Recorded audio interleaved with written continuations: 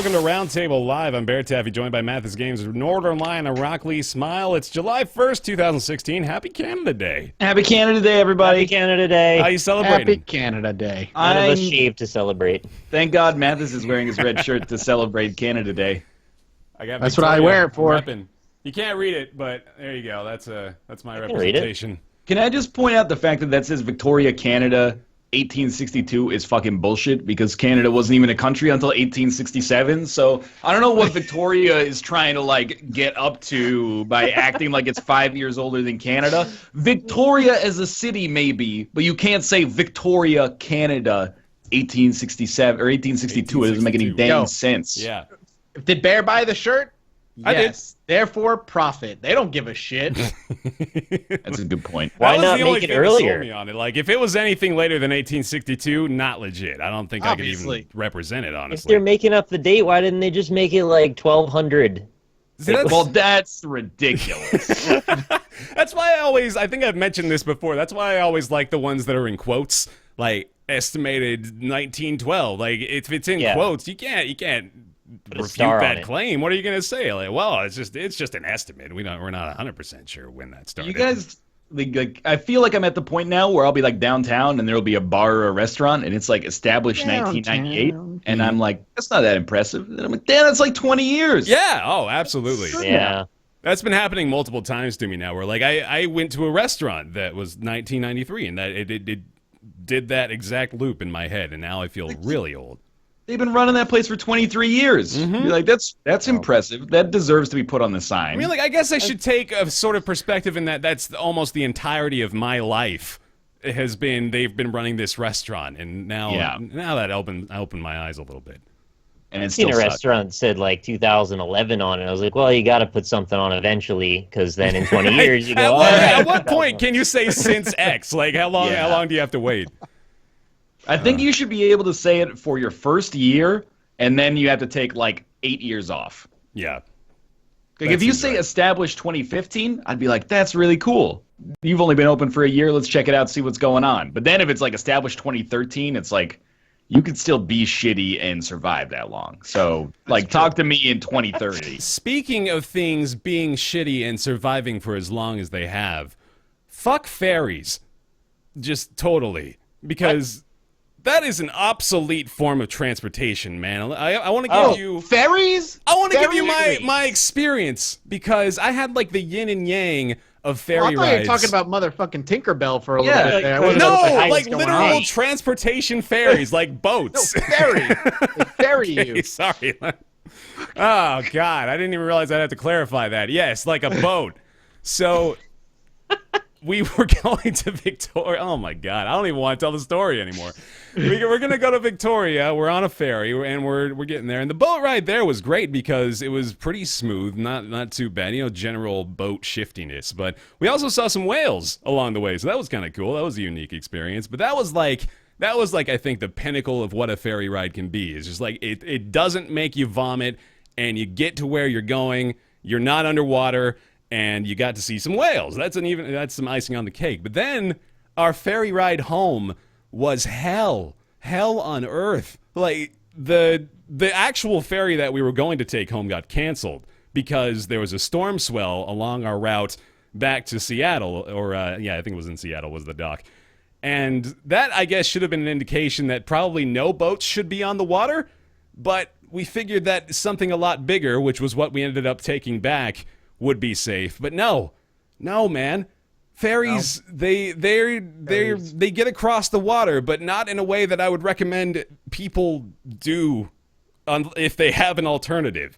If you can take a plane, please do it, because I recognize the fear inherent there is pretty awful. You can do that, man. You can fly Vancouver to Victoria and back on the Helijet. It's like a 25-minute flight. The Helijet? Is that the seaplane?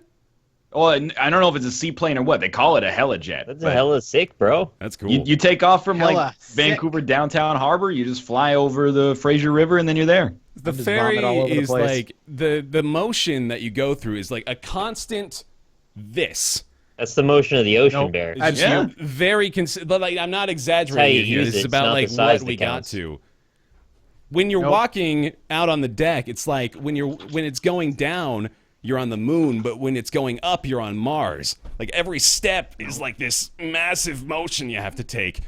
Look, Anyway. I would get so fucking sick, but it just gave me a great YouTube video idea for all VR headset owners. Okay. All right. Okay. You know, we've got like the try not to cringe challenge that's really popular. Yeah. Now I want a try not to vomit challenge where you're in a VR headset but also on a boat rocking and people do have it. to tape you and you just try not to puke the whole time. And that would be great because I would just puke. And Yeah. people It's want gonna to see be people 2 puke. hours of Mathas talking about being sick. Listen, if Twitch is anything to go by lately, people want to see other people puke. So That's against TOS, Mathas.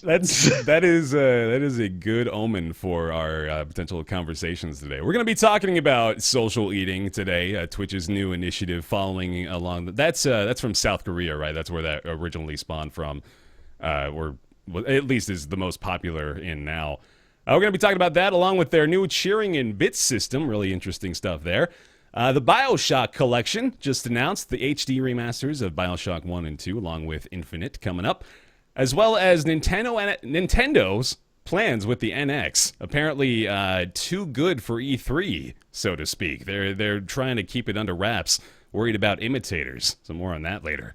Also continuing a little bit of our obsession with the Resident Evil 7 demo, namely Nick's obsession with the Resident Evil 7 demo. We're going to talk Well, about the dummy I just finger. put it out there. Yeah, man. I am like you've made me curious enough about it just based on how much time you've invested. So I want to look further. All right, you're into going it. to be very let down in a bit. but Oh, go ahead. okay. Well, that's fine. We're going to take our picks from the Steam Summer Sale as well, going through July 4th. Keep in mind, most of your best deals will be happening on those final days, so this is a good time to catch up on it. If we got time, we're going to touch on Fig's. I'm going to use a gentler word than incompetence and say interesting situation here. If that ends up being able, or if we're able to work that into the conversation at the end. And then, of course, Ask Roundtable and Nick's Weird Games to round out the show. But let's start with Twitch Bits. A new cheering mechanism here on twitch.tv. If you're watching live with us over here on twitch.tv/Roundtable Podcast, we're going to talk about the people that employ us. Isn't that fun? they don't employ me. Come on Yeah, now. no, we all work for Amazon, don't we? I work for Disney. That's right. Introducing cheering. Celebrate together. When we watch Twitch, we feel surrounded by people who understand something that many just don't. They just don't get it. The beauty of watching Twitch, where they're introducing cheering, a new way to support streamers via interactive emoticon/GIF that shows up in the streamers' chats. This is a little visual display of it if you're again watching over live on twitch.tv/Roundtable Podcast. There you go. Twitch Bits are now open to a rough beta period for about 50 broadcasters, including many, many popular ones that you probably recognize. There's a little list for you as well. Generally, there's been a little bit of backlash to just this being a limited program. I wanted to talk about that for a minute there. I don't know how you guys feel about maybe there being like a limited availability of another revenue source for certain streamers. I don't necessarily know how I feel about it, but I want to touch base on that real quick too.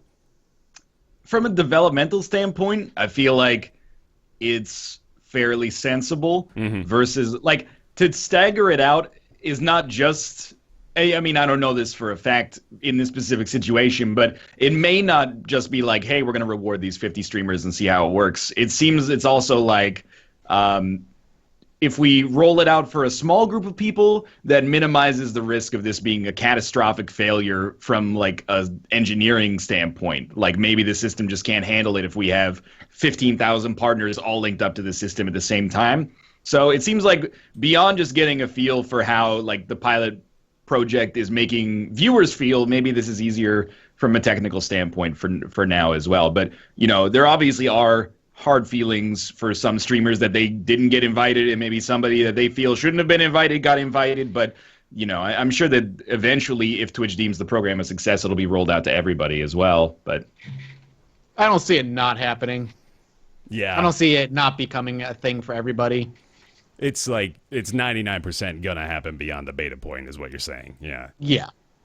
So I have no feelings about it being given to certain streamers over others. I very neutral on it. So how do you feel about the practice in general? Then you enjoy the new feature? I mean, I don't know. Should we explain what it is specifically before we get into our Yeah, opinions go on ahead. it? Not everybody knows. It's quite complicated, actually, and takes a little bit of finagling to explain properly. Well, so the best way I could equate it is to something like the chat girls, chatterbait type of thing, where you basically buy a nebulous digital currency that you can then dole out in amounts that you prefer to streamers of your choice. And the amount that you pay for these bits, in this case, costs more than you actually end up giving back. So if you want to buy, what is it? It's like 1,000 for... I think you get 100 for exchange again? $1.40. Something like Right, that. so Yeah. there's a little tacked on extra bit there, pardon the word use, which goes to Twitch and ends up being just sort of a little bit of like a casualty in the monetary exchange there. So you dole those out to anybody you want to give cheers to. The idea being, from the sort of cynical marketing perspective, that now that you have a nebulous currency, you're not looking at literal dollars, so it's much easier for you to impulse spend $1, $1, $1, $1, $1, $1, and just have this sort of large funding amount that you draw from at any point you feel like. So personally, I'm a little bit not a huge fan of that. I also think that the cut that they take is far larger than they have necessarily a good reason to, but they'll probably have their own rebuttals and reasons for that. Yeah, the but, rebuttal. you know, The rebuttal and reason is they're missing out on a huge chunk of revenue that they could have a piece of. They But as that's TV, not a rationale. watching TV's content patch on it, and I don't agree with TB on everything, but I have agreed with him on this, even going back to like Twitch subscriptions versus giving an equivalent donation. I do feel like Twitch has a case in that, you know, they're providing the infrastructure, they're providing the servers and the bandwidth and the staff. I watched the video. Yeah, so like they have a built-in cost in order to support their platform. Is the cut larger than it should be? What I would like to know is if that cut scales. Like, do they get 40% of, well, more than 40 or less than 40% technically? Do they get 40 cents of every dollar, 40, or do they get you know, just a decreasingly small percentage? Like if you bought $10,000 worth of bits, are they getting $4,000? Or are they getting something that's disproportionately so when lower? you buy more, don't they get less of the percentage? Well, that's what I was thinking. There's a discount associated with buying more, and like in the same vein as basically anything that you can buy in bulk. You're going to get like a 25% discount if you buy 10,000 of them at the same time. It's an extremely small discount. I think the highest they go up is like 12%. Oh, jeez. Okay, but does Twitch? And that's for $300+ spent too. But I guess we don't know. What I'm getting at here is whether or not Twitch is like, well, on a $1 purchase, we're going to take 40 cents, but on a $100 purchase, we're going to take $10. We don't know the Twitch cut. We know we have the exact language provided by Twitch about what the partners are getting, which is Twitch provides participating partners a share of the revenue Twitch receives from bits equal to 1 cent per bit used to cheer for them. So the partners' share is not even necessarily even relevant to the amount of bits that people are buying. It's what they're using in their chats exclusively. Twitch takes their cut right up front. Yeah. As soon as you buy it, Twitch takes their cut. The rest of the bits are a penny per, basically, or whatever. So that's what we know. It's straightforward. I don't know, man. I'm of two minds about it. I mean, for obvious reasons, I agree. I agree with the viewpoint that Twitch obviously is providing an infrastructure to make for you to make money and make a living and all this other stuff. At the same time, it's hard not to be cynical to be like, they clearly see a huge chunk of cash that they could be dipping into, and they are. Now, as long as they're not removing direct donations, like as long as they don't touch that and like put something that's like no more direct donations if you're going to donate, it has to be through bits, then I guess I'm fine with it. Bits allow people to throw like pennies at the people, which really like direct donations don't really allow because of PayPal taking basically the money. Now, granted, PayPal takes less when you donate larger amounts, but it will open up, I think, more revenue. I think the percentage in which Twitch takes is a little bit greedy. And in a lot of ways, I kind of look at bits or donations rather like tipping the streamer. And I come at this from the restaurant kind of, I guess, viewpoint in which when I was a server, the restaurant got their portion through sales. And that sales for Twitch should be subs. And I see subs as the money that they make through the streamers. And if the viewers want to say, hey, man, here's some extra money for a job well done, and they do it through donations, that should not be Twitch's say of like, no, we want a piece of your donations as well. That would be like my restaurant being like, no, we're also going to take a percentage of your donations as well, or of your tips as well. At the same time, I also understand Twitch being like, yo, that's money that we're missing out on, and we should have a piece of that.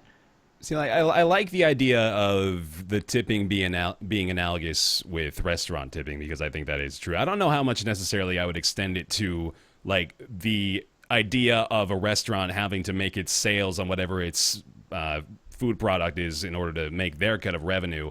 I don't really know how much that extends to Twitch, because I'm wondering like what it is beyond being obviously the infrastructure and the platform for everybody to be streaming on. What is Twitch's offering? Because the partners, the individual people, they're sort of like acting almost as the restaurant in this analogy as well, to a certain extent. Like they're selling their product, and the tips, I guess, they do contribute to that as well. But they're still earning in their own individual space. So Twitch Turbo, I suppose, is what they're trying to sell to us, because that's like the definitive Twitch experience, right? If we're to believe that that's what they want us to think that is. Twitch is the mall. Okay. The partners are the stores within the mall. Donations are the tip jar on the desk of the store like within the mall. Information center in the mall. The bits are a gift certificate to the entire mall. A Cadillac Fairview gift certificate that allows you to purchase anything at any store. I don't even know if this analogy works. Yeah, no, this has gone too far. I followed it up to like 0.3, but then I was wondering maybe not. Okay, I'm going to come across as probably the most in favor of this, even though for me, I'm like, this is just donations, but Twitch gets a cut. But I don't see, for me, people being like, oh, this changes Twitch into being like a cam girl site or something like that. It is more analogous to that, I guess. But the same thing was still happening with Twitch culture, right? But it was just happening with Stream Tip instead of it being built into the platform. People were still doing like, subscriber goals. Hey, we'll play this game at like X subscribers, or we'll do this challenge at X subscribers. Hey, we've reached $1,000 in donations this month. We're going to do like this special thing. So I did find it a little funny when people were like, oh, is it going to be like a cam girl site where people are going to be like withholding content behind like bit donations, when that's already happening. Yeah. But my other part of the philosophy is, if you don't like it and you want to just keep donating through third-party donation services or PayPal, why not? Twitch. That's why I said as long as Twitch cannot ban it. Yeah, as long as they don't touch can't. that. If they do it, there would be. You see the people like get like completely angry over like the social eating terms of service stuff, which I guess we're going to talk about later. Yeah. If Twitch banned outside donations, it would actually be like the most uproar the site has ever seen. So my general philosophy is, people are never going to say, oh, this company is going to be making more money. That's a good thing. There's a lot of bias against that, even though from my personal perspective, Twitch provides us with a platform that does warrant some compensation coming from us, especially if it's in the form of a cut that comes from either our subscriptions or from donations made through the platform. But I don't see it as being like...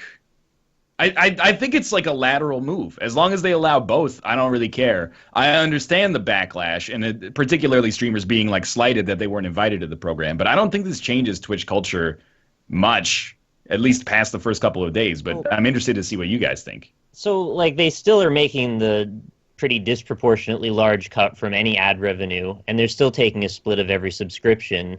So I don't really see what value they're bringing to this scenario that warrants that level of a cut. I would argue and say the ad revenue. Overhead. I would say they're making jack shit from ad revenue, because most streamers don't run ads. Well, that's the thing. Most streamers are not running ads. Yeah. Because it's not fucking worth it. Because when you run an ad, you immediately lose a percentage of your viewership. No one is running ads on Twitch. Very few people are running ads on Twitch. But there's a reason also, and that's that they just haven't gotten good ads, and they also play the same ads over and over again. That's like, very if they true. actually worked on that system, instead of going in this direction, maybe they could bolster the whole system from the ground up. I mean, that's been an issue for years, which leads me to believe that they're probably not even really invested that heavily in fixing it. And I think they're more than likely sort of seeing the writing on the wall that Mathas is describing, and that they need to sort of shift away from the ads-based platform if possible. Twitch more so than YouTube, when you run an ad, you lose viewership. Mm-hmm. It's So that's another problem too. Even if the ads were better and they're making more money from them, if you run an ad in the middle of your stream, even if you're taking a break, people are tuning out. It's like changing the channel on the television. You have an ad, click, you're going to change to somebody else who's not running an ad. At least on YouTube, the ad's right at the beginning and then there's no more. With Twitch, once you run that ad, man, you are going to lose a huge chunk of or at least a percentage of your viewership. And so nobody wants to do that because maintaining a regular viewership on Twitch is so important. So they're not going to make money from ads. They're going to probably, this is a way for them to, I guess, compensate a little bit for that.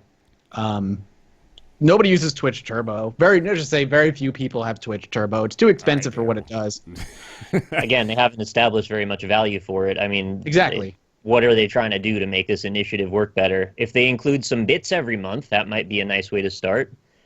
Yeah, actually, you know what? That's a very good point, is that now they've sort of created a new currency that they can attach to whatever thing they want to attach it to, just like Twitch Turbo, for example. That would be pretty great, I think, if you could buy Twitch Turbo with bits even. Something like that would be interesting. Yeah. So you're going to buy bits. Buy bits to with your real credit card. Yeah. And then you're going to use those bits to pay for Twitch now Turbo. That I think about it, that's pretty silly, yeah. And then it's going to give you bits for buying Twitch Turbo. You're going to pay Twitch a 40% premium or whatever to buy and pick Twitch that Turbo. right out of the transcript if I can. Just checking. I think the one thing I have a problem with bits so far, and it's the only thing that I really have a huge problem with, as long as they I feel like Ryan, where it's lateral for the most part, but it spams chat more than chat is already a problem. Like, chat is more of a spam fest for people who have bits enabled than it is, because I can throw a penny at you, or I can throw like 100 pennies at you, because it'll just fill up your screen and be like, look at my name for 100 bits. Well, that's what the beta's for. They're going to sort that out, and it's probably not going to be a thing. Yeah, that's my biggest problem. I think it's so interesting to consider like the landscape of Twitch's digital currency and what they have available to, like sell on their platform. We've been talking about this a couple times already, but like just the idea of the cheering being an animated GIF, like that holds so much more sway than just like any emote in the chat. And it's just so interesting to think of this chat as such a valuable commodity for Twitch. And they've got to be so careful with how they balance it, how they can distribute new things to add to the chat, and just make sure that it doesn't just become completely overwhelming. Think about when they were doing that World of Warcraft promotion, when they had the Horde and the Alliance stuff. We know that they're going to do that stuff now. We've seen what that does.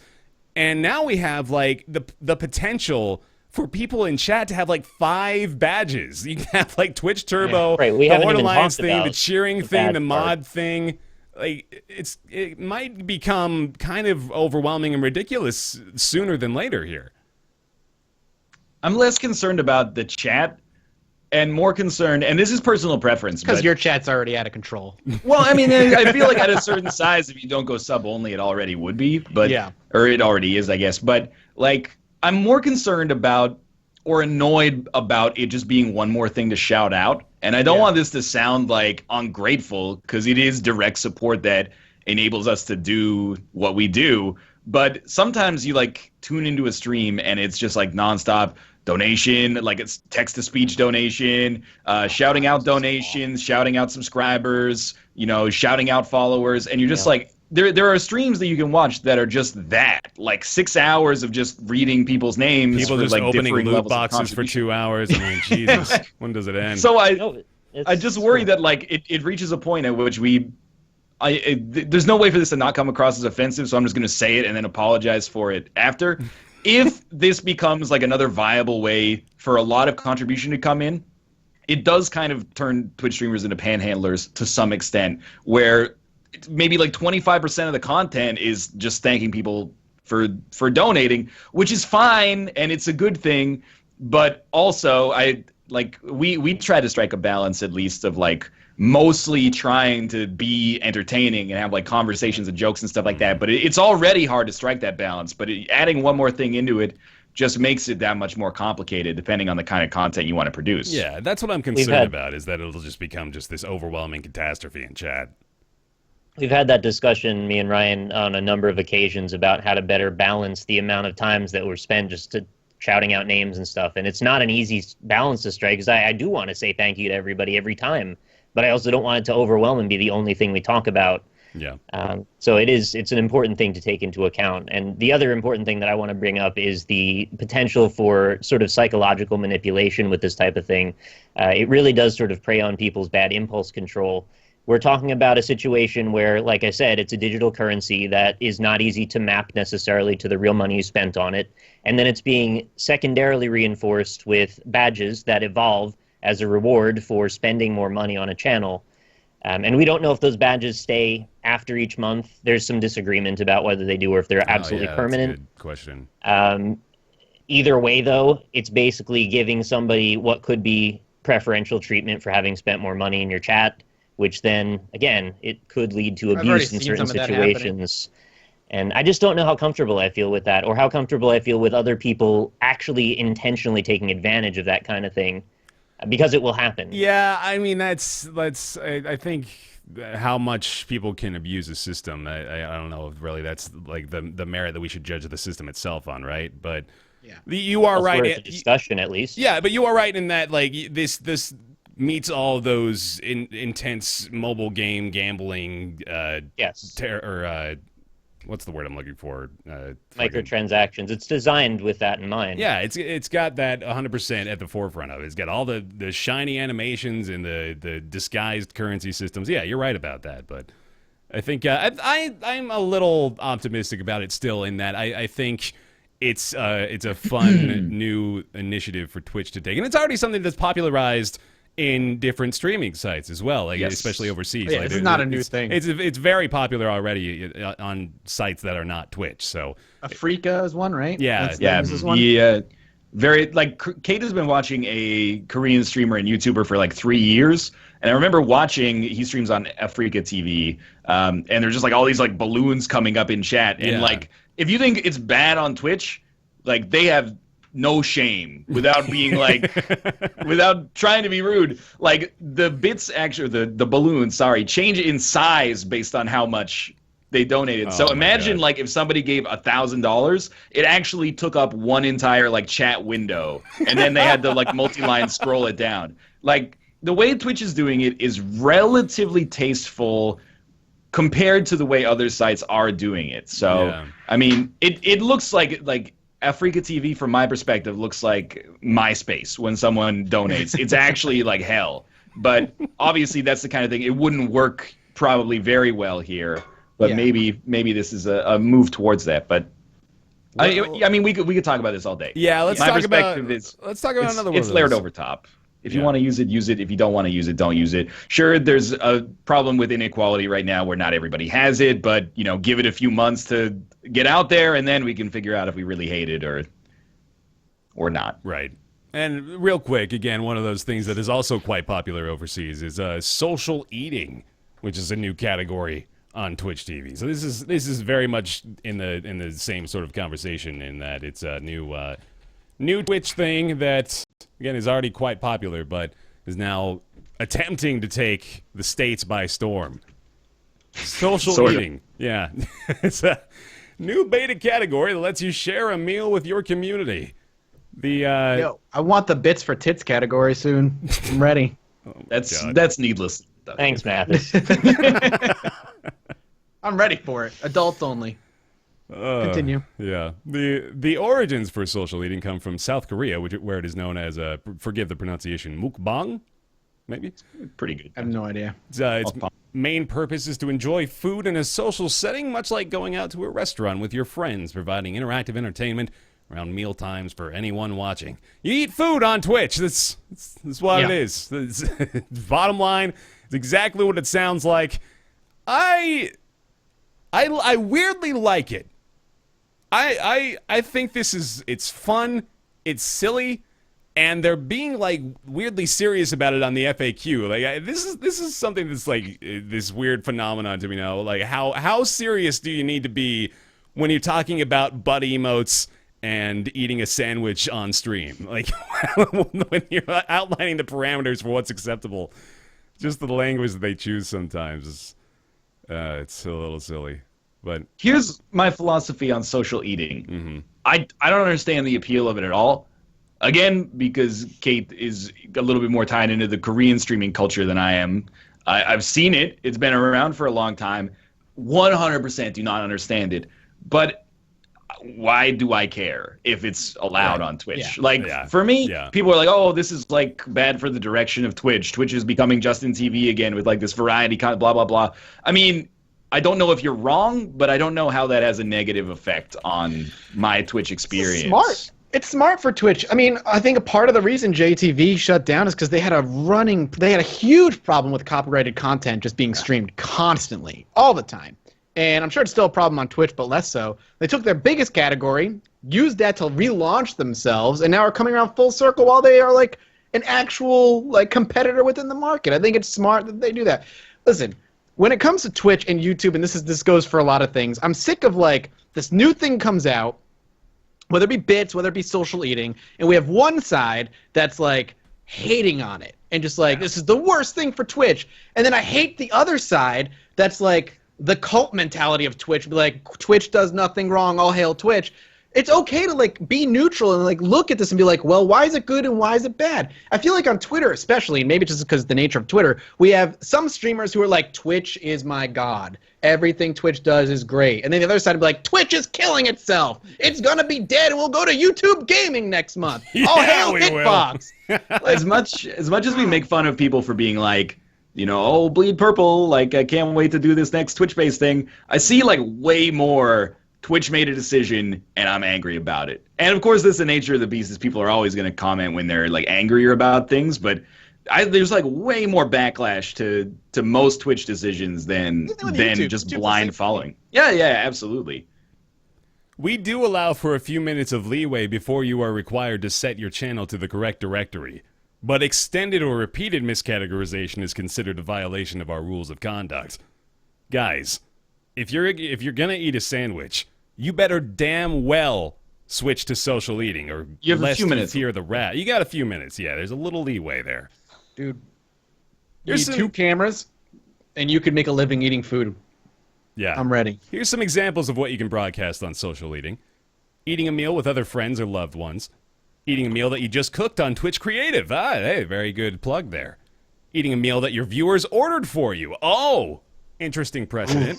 That's weird. Can you use bits to order Where's your food? address? Oh, yes. Integrate bits into buying food for Order the a streamer. pizza for your favorite streamer with your bits. Oh, Bits no. for bites. Bits for bites. Oh, God, this is genius. I'm so ready. Oh, I'm Lord. going to be so rich and I gotta fat. find a new thing to do. This is so Can't handle this needlessly shit. cynical, though. Like, to just be like, well, now you can buy bits. What if you use them to buy, like, biological weapons? Like, you have to at least give them the chance to do something really shitty with No, it what I before- mean is I feel like we're headed towards a lifestyle where we're essentially permanently looped into live streaming. Oh, Like, yeah. our actual lives and yeah. our on-camera lives will become one thing, and I'm not super comfortable with that. Well, we had social media day yesterday, which everybody made the jokes like, "Oh, every day is social media day. Why do you need to celebrate social media?" Like, think about how much different that is from like 10 years ago. Everything is broadcast 24/7 now. That didn't happen. This is a very new phenomenon. It's worthy of being aware of, and I think Is it Nick a is new right. phenomenon? Is it a new phenomenon, though? Because we have similar things on YouTube. It's just called vloggers.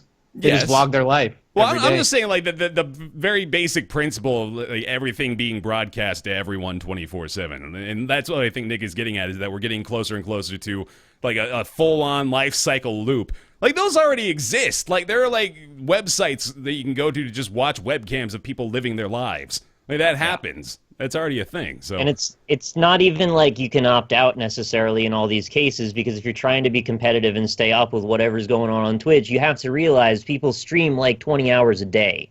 It's really unhealthy, and we keep going further down into that hole. And I'm just worried about everybody's health, is what it is. Here's I some. don't know. I take issue with that. I think you can divorce it, but it depends on, like, this is another issue for another stream because it's large, but I think a lot of streamers do a very bad job of discouraging people from separating those moments from their That's lives. People who, like, you know, it's a great area to talk about, but people who make a community surrounding their viewers and then spend a lot of time in that community when they're not streaming. People who stream 12 hours a day and it's not like set content. They're like, maybe I'll just shoot the shit for like 3 hours and like have a game running in the background or something like that. I think and I'm not saying there's anything wrong with that, but I'm just saying there's some level of personal choice. And I'm not trying to talk down to anybody or say that I have the answers, Sway. But one thing that I've really consciously done over the past 2 years is be like, this is when I stream. And when I'm not streaming, like, I am not Northern Lion. Like, I am a dude in the real world. And, sometimes I get tweets and I'm like, that's really weird. Mute, right? Like that. It's like I'm not that personality all the time. But I do think that a lot of streamers completely integrate it. And then you can't go back. You can't like pull away from that.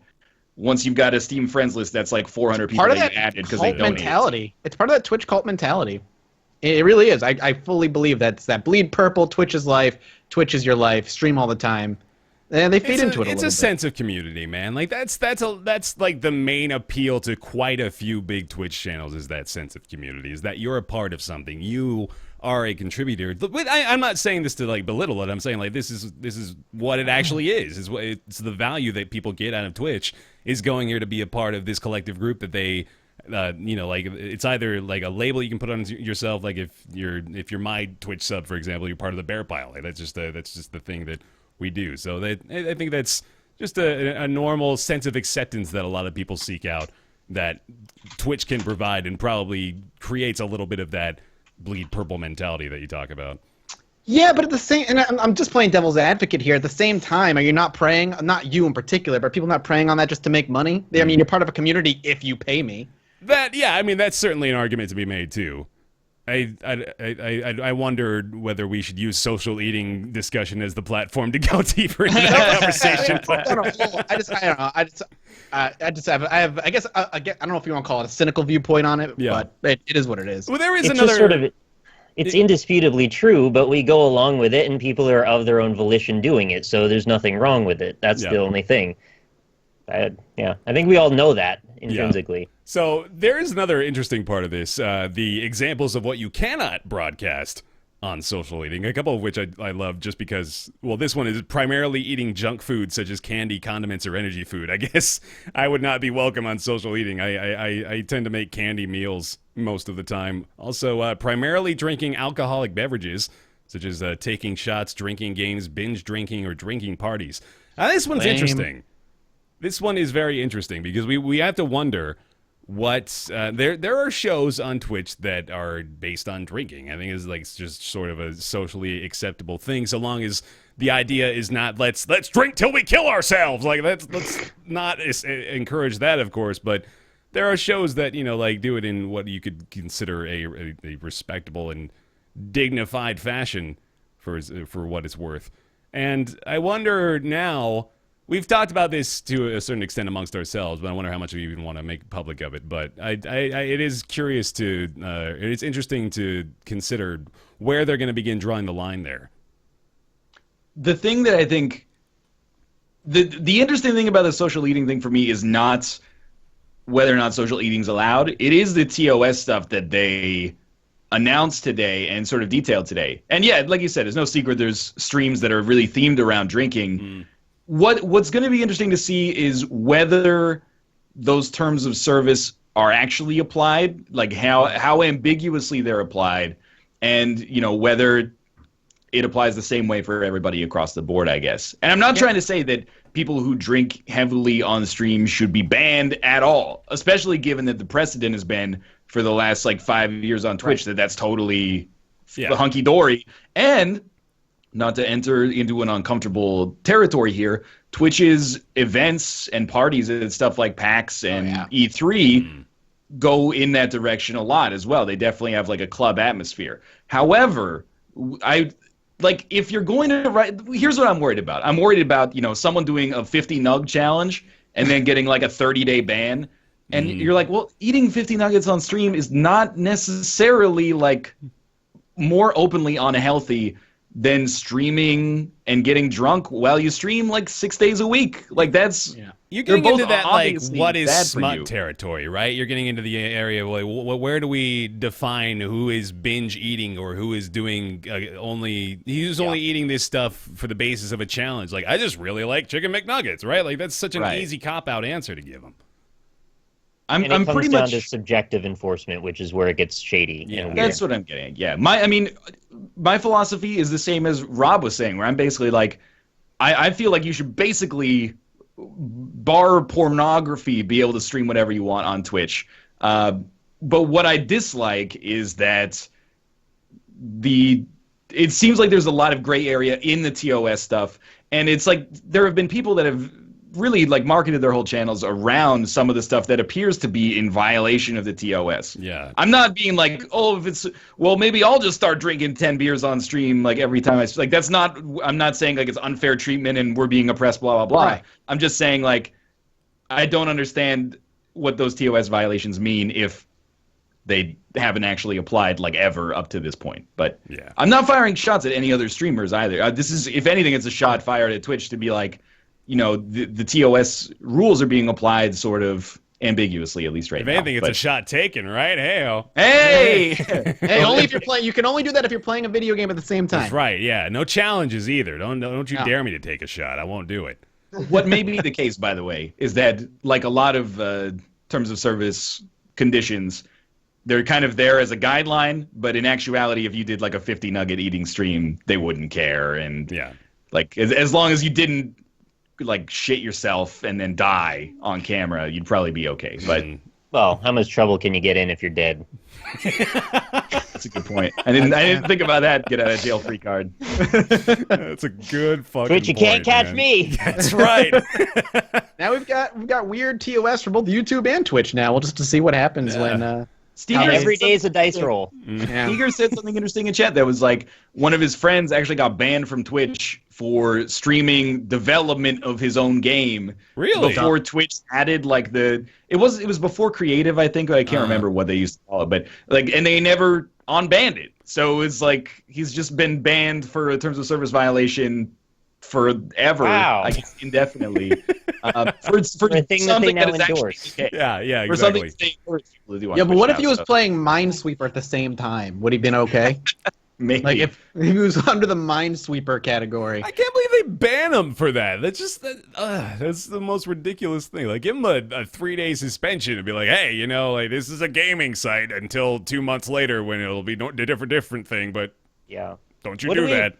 What do we know about the appeals process in the Twitch world? I know you emailed support, but there's not really any recourse if they don't feel like giving you any options, right? I mean, if we're being real, it is still it's a sentiment that gets thrown out a lot, but it is true that Twitch is kind of a boys' club still. In that you got to kind of know the right people in order to get a lot of stuff done behind the scenes. If you got an issue and you know if you need it handled right away, it very much helps to know the right person to send a message. And it's not, I don't mean to slight them in any way, it's just that's sort of how things are being handled right now. And they have a basis of core people that they've sort of built the site around that they feel that they can trust, which is completely valid. But it does sort of create this bubble where action only takes place within the bubble. And it's a little disappointing sometimes, but that is more or less how things are being done right now. That would have been a thing I would have prioritized over some of this other stuff personally, but Yeah. you know, I'm not a major corporation. That takes staff though. Yeah. Staff takes money, bigger offices, you know, catering, blah blah blah. So Craft services meal tables at every Twitch event. 50 plus extra Lunchables. urinals. Twitch should just stream their employees eating lunch every day, and they're gonna get their money to pay more employees. Apparently, the Twitch CEO he may even be streaming like right now at this very second. So everybody's Is he doing getting on Is he doing the 50 nug challenge? I hope so, man. Like that would really set the precedent. I guess we would know for sure whether or not that's something we can do in the future. There you I'm go. of the opinion though that like mostly Twitch does a pretty good job. Yeah. And I think that this is you know, growing pains. I think this stuff probably will be clarified as more incidents kind of cross the line and don't cross the line, get punished, don't get punished. But for now, I think it does raise a lot of questions. But I'm for social eating in the same way I'm for Twitch creative. I have no desire, like people like blow up on Twitter. Some dude's playing like video game covers on a piano. Good for him. Yeah. Doesn't interest me at all. You know, LCS is on, doesn't interest me at all. Someone's eating a bunch of noodles, doesn't interest me at all. But I don't think there's a reason that shouldn't be on Twitch. Yeah. For taste reasons. It's just someone eating. Yeah. Like, it's harmless. Just ignore think. it. Like, yeah, definitely don't be mad about social eating becoming an available category. That's not what we're concerned about. All right. Now, is it a symptom of everything wrong with society in the 21st century? No, Let's talk about not Bioshock. Bioshock Collection was just announced, coming out in, or did we get a release date? Yeah, September 13th on PlayStation 4, Xbox One, and PC. It's got Bioshock 1, Bioshock 2, both remastered in HD. Along with some very interesting added bonus features. They're going to include challenge rooms for I think it's for Bioshock, which is, I believe, PS3 DLC exclusive content for a really long time. So that's kind of neat. And there's also the Museum of Unused Content. But the Bioshock collection. Excited? Anyone? It's like my room, the Museum of Unused Content. It's a fucking video game. That's good. That's awesome. Yeah. It also has Bioshock Infinite as well, and all does, the DLC. Yeah. I don't think you said Infinite. I did not. You're right. So this is the definitive collection of Bioshock games, and seeing as I never played beyond the first one, I think this is a great point to jump in and play the other two. It is. Absolutely. Yeah, I mean, cool. Yep. This is kind of just a universally positive thing. I'm Yeah. not really sure there's a way you could spin this to be bad. No, absolutely. I loved the first two. I loved Infinite as well. It's been quite a few years, so I think it's definitely time for me to experience it again. I'm pretty happy about this. This coupled with the Skyrim remaster announcement, making me pretty happy as someone that enjoyed games from 5 years ago. So good news. Get Are you you away gonna- from Overwatch. Yeah. I'm going to be real.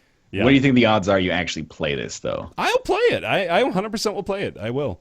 You know, out of the four of us, I would believe Bear would be the one that would play it. Yeah, me too. 40% chance that I'll play it. Because, like, I was really excited for... It's not the exact same. But I was excited for Master Chief Collection. Then when it came out, I didn't get it. But I think maybe that was because everyone was like, it doesn't work. Mm-hmm. That's a pretty Alright. big selling point. I pretty actively tried to dissuade anyone I could from buying it once I suffered my own experience. That makes sense. I generally quite enjoyed Bioshock 1, and the only reason I didn't play the second one was because I heard it was bad at the time, and now that 5 years or more have gone by, everybody says it's the best in the series. Yeah, So. it's been amassed. Bioshock's always been one of those games for me where, like, the gameplay is decisively mediocre, but the story is always really good. Yeah. So I'm like, I can, like, look past it's like, it's an alright shooter because the story is excellent. I pretty much agree with that, yeah. Infinite, I thought, was fantastic. I really enjoyed Infinite, so that one just stands on its own merits for both gameplay and story alike. But I pretty much agree with that analysis in that the story for Bioshock is kind of what makes it a game that you need to play, really. If you haven't played Bioshock, you should probably play Bioshock because it's pretty fucking phenomenal. This is just exciting news. So just so everyone is aware. Also important to note, too, just as an extra bit of bonus, if you own Bioshock or Bioshock 2 on Steam, then you are getting the upgraded version for free. So that's neat. That's, Sweet. So I already bought it then. Cool. Yeah, you already Do you got already it. know who? Do you know who you play? Like what you're playing as in the second one, Nick? Do you know like? Yeah, you play as a Big Daddy or like some version of That that. was like my only complaint about the second one is you're playing as this Big Daddy, but you're as squishy as a human, and to heal you just shove food into your helmet. I just didn't Oh, like that. that's really I just, like, strange. You're like, oh, you heal exactly like the first one. I just imagine this Big Daddy Yeah. smashing cake into like his face and be Yeah. like, I'm healing. That's very And you odd. don't feel very strong either, but it was still Yeah. a good game. I bought it when it was $40. It was like the same month that Left 4 Dead 2 came out, I think, and I got both of those on like a buy two get one free at GameStop for $40 each. And I was like, man, I'm gonna get all these new games, it's gonna be awesome. And then it just sat on my shelf. And then I bought it again on Steam eventually. There you go. Par for the course, man. All right. Well, just fun news there for Bioshock fans and for those that were looking for a reason to get into the series. Perfect one right here. Let's talk about Nintendo again. Nintendo NX kept from E3 for fear of imitators. This is this is a very interesting story right here. That's Was scary. there- Kept hold on. from E3, held back Yes, in a indeed. cage of its own fire. Imitators. See, it's more than just advancements in technology, man. It's bigger than that. So, they did not showcase their upcoming new hardware. Speculated very heavily to be the new home console coming from Nintendo, codenamed the NX. Was not seen at E3. We did not hear anything about it at E3, in fact. Miyamoto has told us apparently, or this was actually coming from a shareholders meeting that was tweeted live from an attendee and then translated via Twitter. So, I mean, as close sources can get. Let's just put that out there.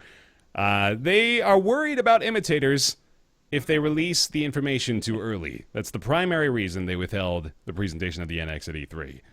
So there's a lot of speculation to be driven from this, I think. But I want to hear the initial that scares thoughts. the shit out Does of me. it really? Because that just tells me there's another fucking gimmick coming along with the NX that I don't want. I thought they said in that same article that they are confirming that it will have a controller that's not like the last few. Wasn't that in there too? I didn't see that. I'll browse through it while yeah, you guys go for keep it. talking. Mm-hmm. So you're worried about just another bullshit Kinect-esque peripheral coming our way then? I don't know what listen. I don't know what it is, but if Nintendo's worried about imitators, all I know is that means there's something different about the console. And the past couple of consoles, Nintendo has done something different that has made the console worse, and that just scares me. Hey, the Wii U gamepad is fine. Yeah, nobody uses it. I use it. I used it back when I played my Wii U. But it's not like if it just had like a SNES controller, I'd be more likely to play it. Like off TV play, I think was a smart idea. I got the quote. All right. It says, there are also suggestions that it will share certain elements with the company's handhelds and that its controller will be a complete departure from those of past consoles. What does that mean? So those of past consoles means it's completely nothing like any of them. I guess so, but are we talking past? We're just talking then past Nintendo consoles. I'm guessing based on the context. I guess So. It will be unlike both the Wiimote and the Wii U gamepad. It could. I think it'll be a cell phone. Oh. Reason I think that? Did you see the Zelda footage? I did. They gave Link a cell phone. They gave Link a cell phone, did they? Yeah. I didn't see that. First thing, he leaves the crypt tomb area, and then he's scanning his cell phone on these little podiums. Link has a cell phone now. Yeah, Link has a mobile phone now. Oh my god! Well, you're probably right. It's a new era. Oh no! So the NX is a cell phone. To sign up for the 2-year Nintendo plan when you buy your Wii NX or whatever they call it. All right. Please don't call it the Wii NX. We're not going to call it the Wii NX. Can call it the Weenix. The Weenix. That's good. I'm so ready. I don't want to. I don't know. We'll see. It could be a cell phone, I guess. It could be VR, I guess. I don't know. That's the only thing that I can even think of anymore. That they're alluding to the idea that they've achieved some sort of technological advancement beyond our comprehension right now. That's the sort of language they're using. Is that this is something that we haven't even thought of needing up to this point. TV in chat. Link can have a cell phone but can't be a woman. God, don't start. Stop starting shit up. God damn it. I don't know, man. It's Nintendo. I don't just give me a console that's powerful enough as equivalent to the current gen consoles or whatever they end up coming out, and get them some third-party support. That's the way you're going to survive. The other part of this too is that we've heard that they will be using the latest chipsets. That's the exact language that I'm reading. So again, that's a little bit open to speculation, but that is at least encouraging in that Nintendo typically does not use the most recent hardware for their consoles. They tend to They're be using the latest chipsets past. that the PS4 and Xbox One are using. Because they're still late to the game, if that's the case. Did they say anything about having the best pixels? I don't think so. We have the best pixels. How many teraflops? So who are you guys voting for in November? Is just what I'd like to know. I don't know. It gets into every time we talk about consoles, I think we're a little out of touch. And I don't mean that to be rude, but I don't know. What does a Nintendo console need to succeed? If you'd asked me 3 years ago when the Wii U had launched, or 2 years ago, almost 3 years ago when the Xbox One and PS4 had launched, I'd be like, well, they need to have third-party support. They need to hopefully keep up technologically with Sony and Microsoft. But now I'm I don't really know if that is what they need.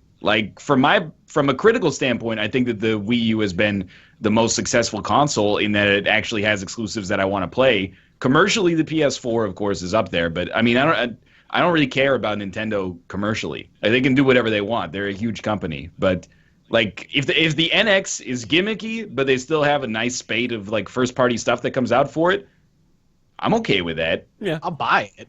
Yeah, but So it'll be a tablet with a box, and the box hooks to your TV and will wirelessly connect to the box, so you'll have off TV play and also mobile play, and then any deals they make with Apple, they'll be able to put those apps on their own service too, as well as obviously make that amazing VR Pokemon game that they want to make.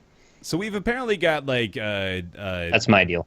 a little synopsis of what the patent. Okay, don't let me go off on another patent tangent here, but this is what we know of the gaming controller, what it could potentially be. It details a piece of hardware that has an elliptically shaped touchscreen embedded within a standard controller, and the display would feature virtual buttons along the standard physical control sticks and shoulder buttons. So that seems... Wait, elliptically... Say that again? It's an elliptically shaped touchscreen embedded within a standard controller. Oh. All right. That's odd. when do I get my Chow Garden again? Right. That's what I want. All right, To play well- on my controller. Why is everyone so... I thought that I was Mr. Cynical Nintendo. Nintendo's doing something new, and everybody's like, wow, They've maybe been it'll doing something new since the Wii. And maybe it's it'll so- contain a Master Sword dildo you shove up your asshole. Like, what? You gotta at least give them a That chance. would be innovative, actually. Before we Listen, go... I want Nintendo to succeed. The Wii U is just has not succeeded for I don't them. care. Why do you care if Nintendo succeeds, though? Because I want to see their games exist. I Dude, like- look at the freaking shelf behind you. You got like $1 billion toy industry on display. I understand that I'm self-funding Nintendo's existence right now, but I want them to exist without the need for me. I think Nintendo will be fine. Like, All right, well, I like mean, my Ford Focus. I'm not like, if Ford goes out of business next year, I don't care. I exchanged money for the product that they made, and it's... I just don't get it. Yeah, thanks for the hot take there, Tom Brokaw. I think Nintendo's going to be A-OK as a company. The Nintendo is Roasted. doomed article. We were all alive when the GameCube came out, and it was like, you know, is Nintendo going to survive? How much cash? Look at their quarterly reports. Oh, they've got $100 million in cash on hand. Oh, that only funds their three, you know, people go through like these incredible like business analyses every time Nintendo comes out with like quarterly reports and stuff. I'm not saying they're immune to the forces of business and economics. I'm just saying like, I don't understand that this is the company where people are like I'm gonna wave the Nintendo flag and want them to succeed. They're not like Sega. Like they're doing fine. Do I have to explain this? We have an attachment to them because they were so well integrated into our young lives. See- We want to see them succeed because we see ourselves in them. Whenever there's an announcement, you're immediately like, well, this is stupid. I know They're one- stupid announcements. This know one is not nothing even an about it. announcement. This is all... We know nothing about it, but let's draw like these elaborate conclusions All right, from look, dude, I'm clues gonna and peel try back to. the Lord. fucking onion layers of what makes a podcast here. This isn't even a story. This is a non-story that we have to build into a Yes. story because we have I to agree just with that. speculate entirely about what the NX is going to become. That's the entire fucking point. So it's all going to be nonsense bullshit that we concoct, and that I think it's based on the fact that like I genuinely feel that sort of gradually over the last few years or so, Nintendo has fallen out of like the discussion of the big three. It's not the big three anymore. It's Sony and Microsoft that are competing with each other, and Nintendo's sort of like in their own field now of like, now we're doing Nintendo stuff. And in the grand scheme of things, the Wii U fucking bombed. Comparatively in console sales, yeah, like that's true. Yes. It bombed. Yeah. So it's, I think it's, I don't think it's 100% totally just like far-fetched to suggest that Nintendo is sort of falling out of the favor of the mainstream. But again, it's all, you are correct too in suggesting that we're a little bit disassociated with that, I think, just because. Is Wikipedia. Okay. The Wii U has more units sold than the Xbox One. Oh, really? Yes, not by much. 2 million. Okay, Depends on your perspective, I guess. I'm the done with PS4 has sold 40 million. So, I mean, that's extremely impressive. We're just But not thinking of Japan, man. Like Xbox you're right. does not You're sell right. in Japan. the 3DS has sold 60 million units. Okay, so that's my... Yes, Like- their handhelds always do well. always. I'm just saying, like, Nintendo bricks up one thing. It's not like their next thing has to smash it. But they haven't bricked up just once. The GameCube was a failure for the most part. It was still a system a lot of people. It was like their first big misstep. Was like the GameCube. Then the Wii came out and it sold like a toy, but it wasn't a big gamer console. So when they tried to transfer that audience to the Wii U, it didn't transfer. I don't know if you can be, though, like, the Wii is kind of a failure. If we're talking... the Wii is not a failure. Okay. The Wii just sold to an audience that did not transfer over to the Wii U. The Wii was a huge success and buoyed Nintendo for that entire generation. It was a huge success. But the Wii U, when it went back to focusing on more of a gaming audience, the Wii, like the audience that the Wii brought up, did not go over, and that you can blame that on mismarketing or whatever. But I mean, it wasn't. What is the chart that you're looking at, Ryan? What's the so Wikipedia? Like, what's the latest list of best-selling game consoles? Okay, the source for the Wii U I'm getting like from conflicting information April now. 27th, 2016. Okay, so that's pretty damn recent. Yeah, and the Xbox One is from Note 3. Okay, so I got totally conflicting info. Okay, well, yeah, then all right. So let's just I'll shame myself there and saying like, yeah, okay, so the Wii U is not selling less than those other consoles, but I wonder if I'm alone in what I feel was, or like what the idea that I was presenting in that Nintendo sort of has separated themselves from that big three perspective. You guys feel I do agree that they are not offering the same like value proposition as a PS4 or an Xbox One. Mm-hmm. To us, which at this point I sort of feel is like a standalone PC. We've changed demographics since we first knew Nintendo, and they necessarily haven't. Right. That's. By the way, Note 3 of this Wikipedia article actually says that the Xbox One, Microsoft has stopped reporting sales for it as of like December 2014, but the estimates are actually that it's sold 19 million units. Microsoft has not confirmed it. That would put it ahead of the Wii U. Okay. In the interest of being fact-based here. So the fact that they've stopped reporting then actually makes a lot of sense then, given the fact that no one seems to know exactly what the numbers are. So, there we go. All right. But Sony is selling a lot. Yeah. They're huge. They're huge all over the world. They are not ashamed of sharing their sales information, so clearly they're doing fine. All right. Well, that was fun. That went in a direction I didn't think it would go. Man. Here's what's weird to me is I don't understand. I'm not just like putting on airs for this.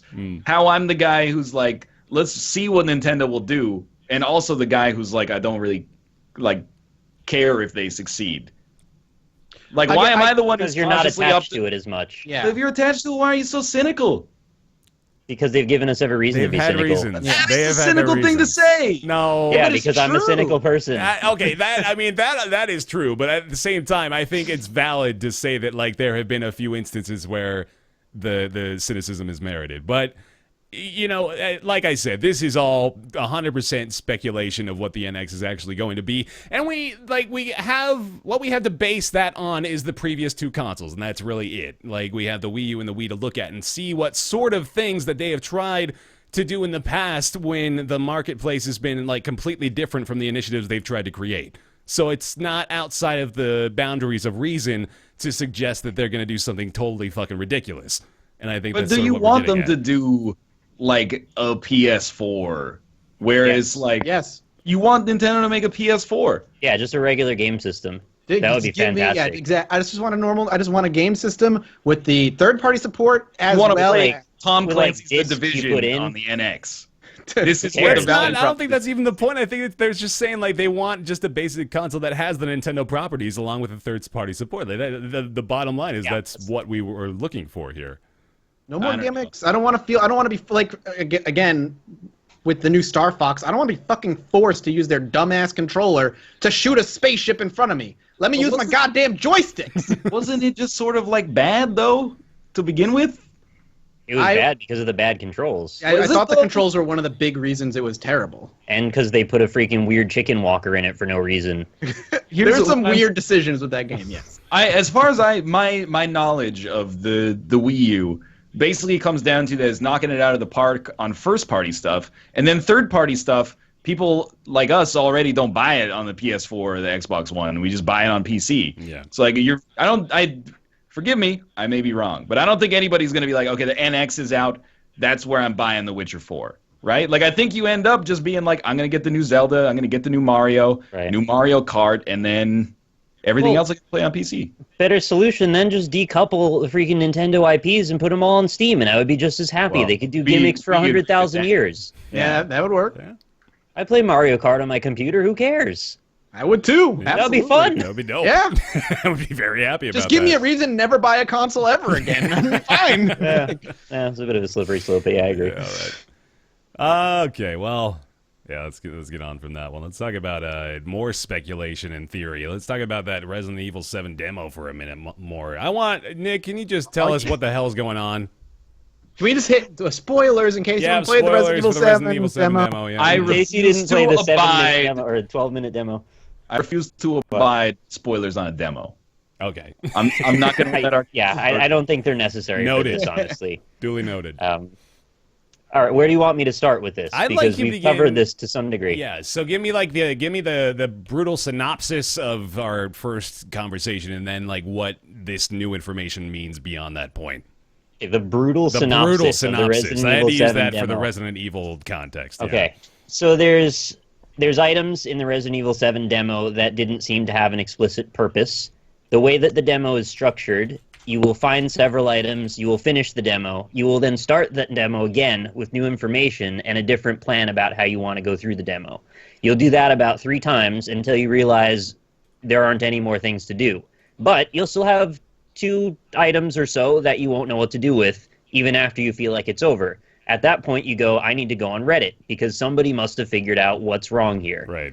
And for the last 2 weeks or so, everybody's been flipping out about this dummy finger, because you can see, if you flip it around in the examine screen, there appears to be a key coming out of the back of it, and they say that the finger is made of celluloid.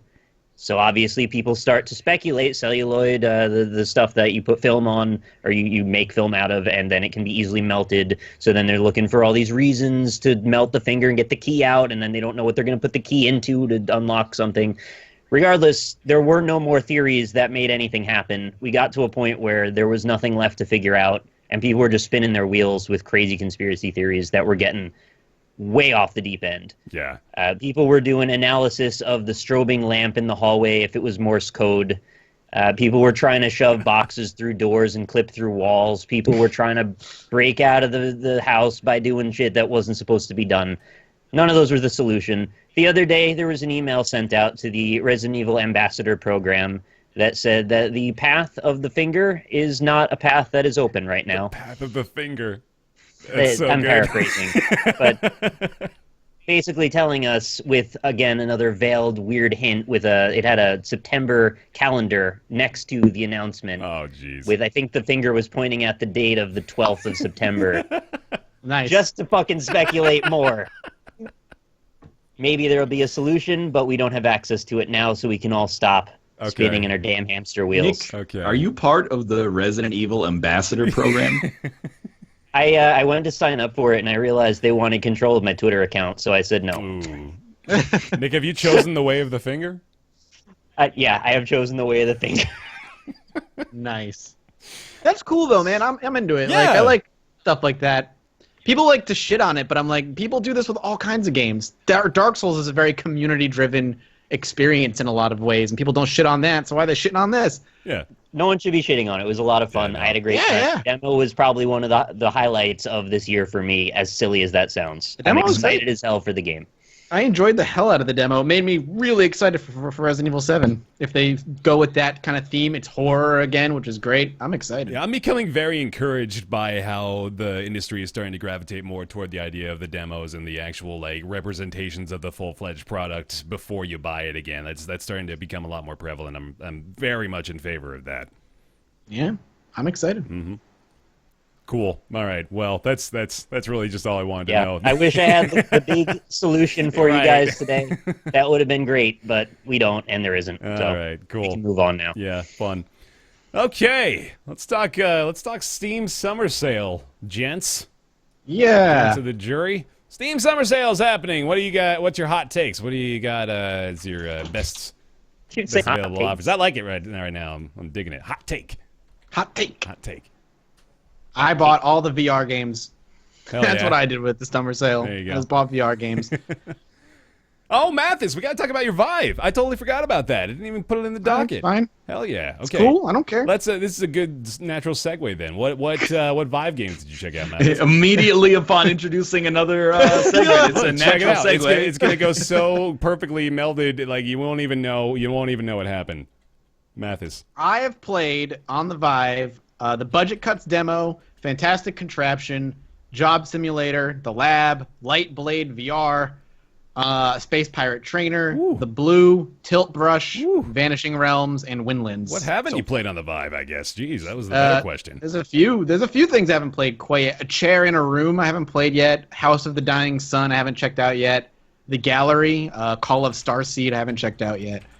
So we'll see. All right, now if I pull up a video of you from your channel playing a Vive game, you're not gonna content ID match me, are you? I can't promise you, but we'll see. Okay. If I can make happen. bank off of all the videos, I mean, I'll take it. We'll talk about the Vive after. Well, we can talk about the Vive after we talk about the Steam Summer Sale. Yeah, we can do that. So. That's fine. All right. Ryan, what's your recommendations? With Steam Summer Sale right now. I haven't bought anything. You haven't bought a thing, huh? No. I think like this is not an edgy opinion, but like a couple of years ago, I was like really excited for the Steam sale, and then I was like, I don't really need anything. And then I just sort of like every Steam sale since then, I've been like, I'm not in the Pokemon mindset of like gotta collect them all right now. So I'm sort of just like these games. If I bought them, I would never play them. Like I think there's 3 stages of like Steam. Your illusory knowledge of Steam. One is, definitely gonna play that, and then you never do. The second one is, I'm not gonna play that right away, but maybe I'll want to own it at some point later, so I can. I'm at the third point, which is, if I bought 7 Days to Die, I'm never gonna play it. Yeah. It's just not gonna happen. So I'm not anti-Steam sale. I'm just saying like, I don't know, maybe I'll get Undertale 30% off. That's my man. That's it. You haven't He'll even never bought gonna it play yet? that game. You got to play it, man. Just check it out. He's not gonna play it. He'll never. You don't own Undertale? It could go lower than 30% off. Why would I buy high, sell low? I don't think so. I'll just get you one then. I will deny this gift. Buy him an Undertale. Oh, You got That'd be Bioshock sad. 2 up there for $4, man. That's a fucking steal. You know what? It's real. Prison Architect is 75% off. Yep. That's Yeah, a great game. Great game. there's like a bunch of good deals. I actually spent a ton of time looking through this, and I found a ton of stuff that I meant to pick up long ago and never did. And I ended up buying about 20 games for $30. Hell yeah, please go into detail. All right, so first one I want to talk about is called The Guest, and this is the one that I've actually played all the way through and would like to recommend. It's a sort of a puzzle, first-person exploration, thriller type of thing, like an escape the room type game, and it was exactly what I needed after the obsession of the Resident Evil demo, because it was, again, sort of like a conspiracy theory kind of thing with some weird leanings and strange puzzles, and it was, short, maybe 2-3 hours, but the puzzles felt good. And graphically was pretty, atmosphere was nice, and it was $3. So if you want a recommendation, I'd recommend The Guest. I think it was quite fun. That's not bad. Yeah. I can't And you take may this have game never heard of it. seriously because it doesn't capitalize the G in guest in its promo art. Yeah, I don't know And it's why like- it does that. If you're not going to try, why should I? It does capitalize it in the actual listing on Steam in my All library. right, we can So, give it a pass then, I guess. 50-50.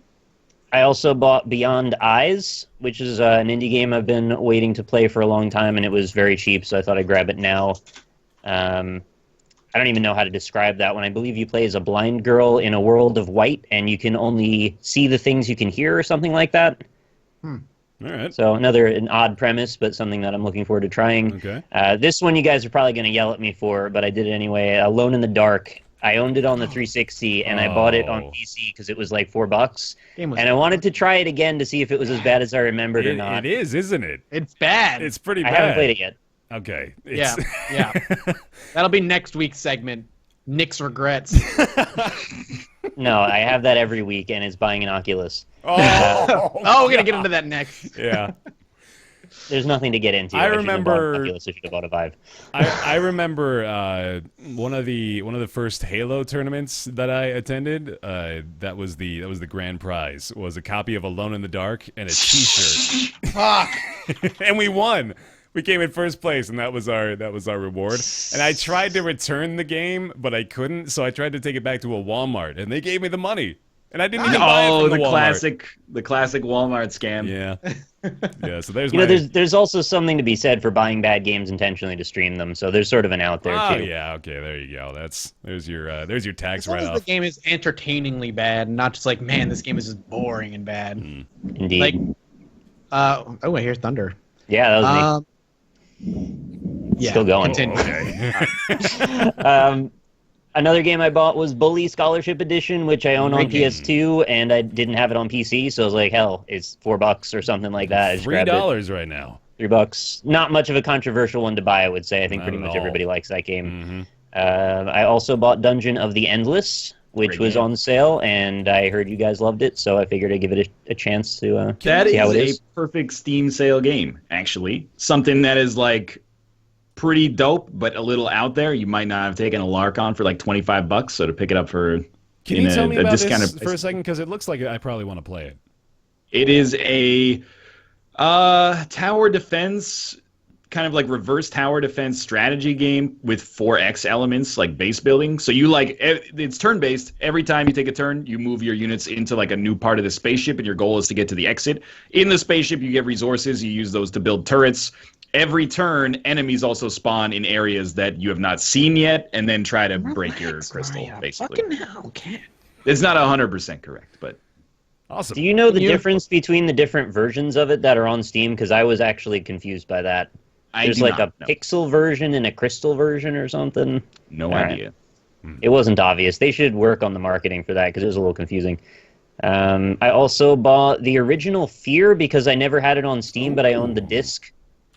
And the disc, or rather the Steam version, also came with Extraction Point and Perseus Mandate, which I heard were awful, but, I didn't own the original Fear on Steam, so now I do. My experience with the original Fear is renting it or buying it for the 360, playing it for like an hour until Ghost Girl appears in the elevator, and then turning it off and never touching it again. I've played it a bunch, actually. I never finished it. I thought it was, not that scary, but it had, some fun shooting elements, so, It was a fun game. I thought it was more fun than it was scary, for sure.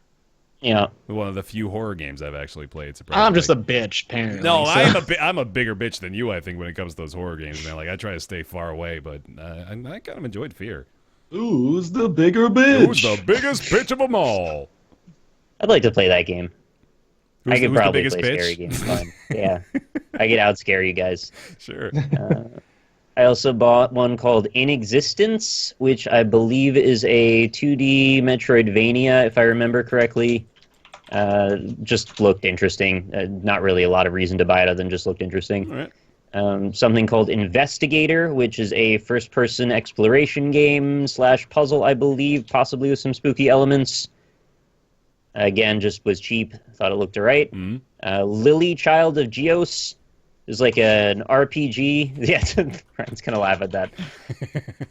Lili, Child of Geos. I'm trying to look it up. Searching Yeah. for it. Damn, that's $1. Yeah, it's a really cheap one on sale for whatever reason, and it looked very pretty, and I heard good things about it. So, Yeah. time to take a chance when it's is- $1. This game is $1? That is impressive animation. Yeah, Wow. I thought that too. Huh. I also picked up one called Malbolgia, which is sort of like a little bit of a Malbolge. Dark Souls-y kind of thing, like an action hack and slash RPG. I heard it was not great, but it looked atmospherically interesting, so I thought I would give it a look. One called Montague's Mount, which is a first-person exploration artistic game. I've played that.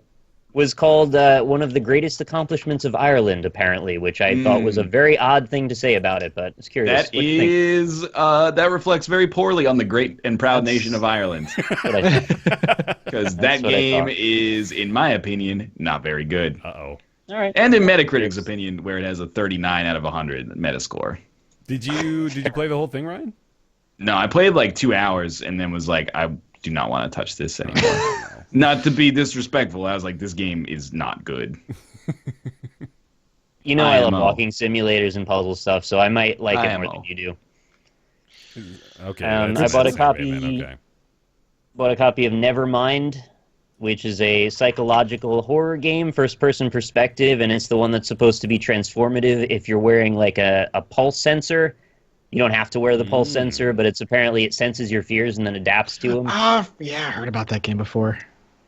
When played with biofeedback technology, Nevermind picks up on indications of fear. Oh, man. That's pretty cool.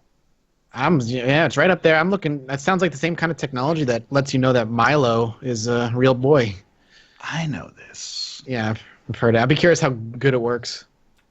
How do you afford to eat considering your gaming budget? These were all on sale for $2 or $3. Yeah, he's gone down a list of like games where the max price has been like $6. So you're looking at a really good bundle here if you've been keeping track.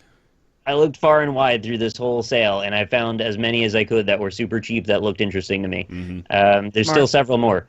I bought Saints Row: Gat Out of Hell because I tried it at PAX one year, and I said, "Hey, it was like $3. Let's see if maybe this is fun." Mm-hmm.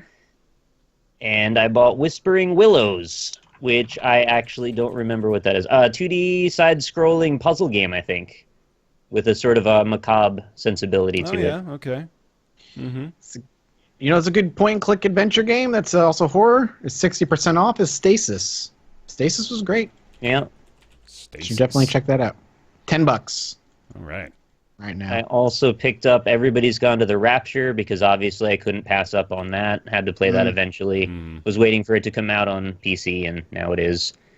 And, I could go into a bunch of weird shit, but when I played Everybody's Gone to the Rapture, I've played quite a few walking sims and adventure story games like that, but that one I just got bored like real fast when I got into that game. Yeah, so it didn't catch me nearly the same way other ones have. Pretty universally what I've heard, that it's not fantastic, but I do want to see what the narrative's about and play it myself. Mm-hmm.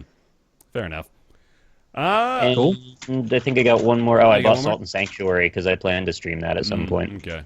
It was barely on sale. That was before the big bulk of them, where I got like $30 for a ton of them. The big male bulge of them. Mm-hmm. Yeah. Mathas, have you given up on that still? I don't think you went back to it since what one? Salt and Sanctuary? No, I'm done. I'm done with that. Done with that, okay. I did not like it very much. I understand why it was good, but I played it post Dark Souls 3 when most people played it pre Dark Souls 3, and I think that had a lot to do with it. That'll hurt it. So you quit it just like you quit Enter the Gungeon? Well, quicker than I quit Enter the Gungeon. Quicker. I at least put like 20 or 30 hours in Enter the Gungeon before I quit it. Raise your roasteds in chat. Roasted, toasted, burnt to a crisp. I want to recommend Watch Dogs. I know that's going to shock everybody and their mothers, but it's $12 right now. So this is why I'm not surprised you're going to be the one that plays through Bioshock again. I am also not surprised by that one bit. Yeah, Watch Dogs is $12. I think it's quite a good deal. Don't Starve, usually on sale through these Steam Stummer sales. Summer team sales. Don't Starve currently $3.75. Don't Starve Together $9.74. Excellent games, both of them. Fantastic. The expansion's also on sale. Reign of Giants is only $1, so there's a good deal for those of you who've already got the game. I think that was pretty much the only two that really stuck out to me at the moment. I'm to be honest, I sort of am sharing that opinion that Ryan noted at earlier in that I used to care a lot more about these Steam sales. In fact, I used to like go to great lengths to describe to people what I felt were the best deals, but now I've just sort of come to the conclusion that a lot of the time we sort of see the same stuff go on sale over and over and over and over again. And of course, we got new games coming along every year that are going to go on sale, right? But for the most part, I've begun to lose a little bit of interest in the Steam sale hunt, so to speak. Yeah, I love it. Like, if you have a lot of time and don't have anything to play, I think it's fantastic. Or if you're like a collector, I think that makes a lot of That makes a lot of I have a sense. serious collecting problem. Like I'm addicted to buying video games. I can't stop. I'm not making a joke. I really am. Well, I mean, we have a segment called Nick's Weird Games. No one Yeah. really doesn't Yeah. believe you there. Okay, fair enough. Oh well. Stardew Valley's 20% off. There you go. Rocket League. If you gave me every game on Steam right now, they just like unlocked all the stuff that's actually been released anyway, I would probably just play. Well, I'd like record some more Gungeon, and then I'd probably play some Overwatch. Yeah. Like that's not to say Overwatch is better than all the games on Steam. It's just like I don't have any interest in playing like, oh, I missed out on fucking Prototype 2 when it came out. Got to make sure I add that to the mental lexicon. Man, that game was a disappointment. It's one thing to look at games that are just sort of vague action platformer stuff you've seen 100 times, but I like going after the ones that are weird. Right? Yeah, the things yeah. that don't really fit into a box because they try to push the medium forward sometimes, and I want to be there to see the ones that do. Yeah, I understand Right. that. I think Nick, you've got definitely the best perspective on the Steam sale in that you were hunting for the games that would have gone unnoticed, and then you got a sweet deal on them at the same time, so that works out. Yeah. Well, of course, you got your Bioshock triple pack up here now for $10.51. So if you're looking for the early Yeah. entry point, the HD remaster, there you go. Yeah, it sounds like you're just ripping yourself off not to buy it like literally now, right? Yeah. Because it's just going to cost more later. I for the don't, same I don't thing. like this attitude. Well, if you're planning on playing it, I mean. Yes. Yeah, think so. Cool. I agree with that. All right, But I think there is an element that some people treat it as like the amateur stock market, and they're like, well, buy in on the Bioshock gotta triple save pack right money. now. yeah, I And can't then afford not to save this much cash.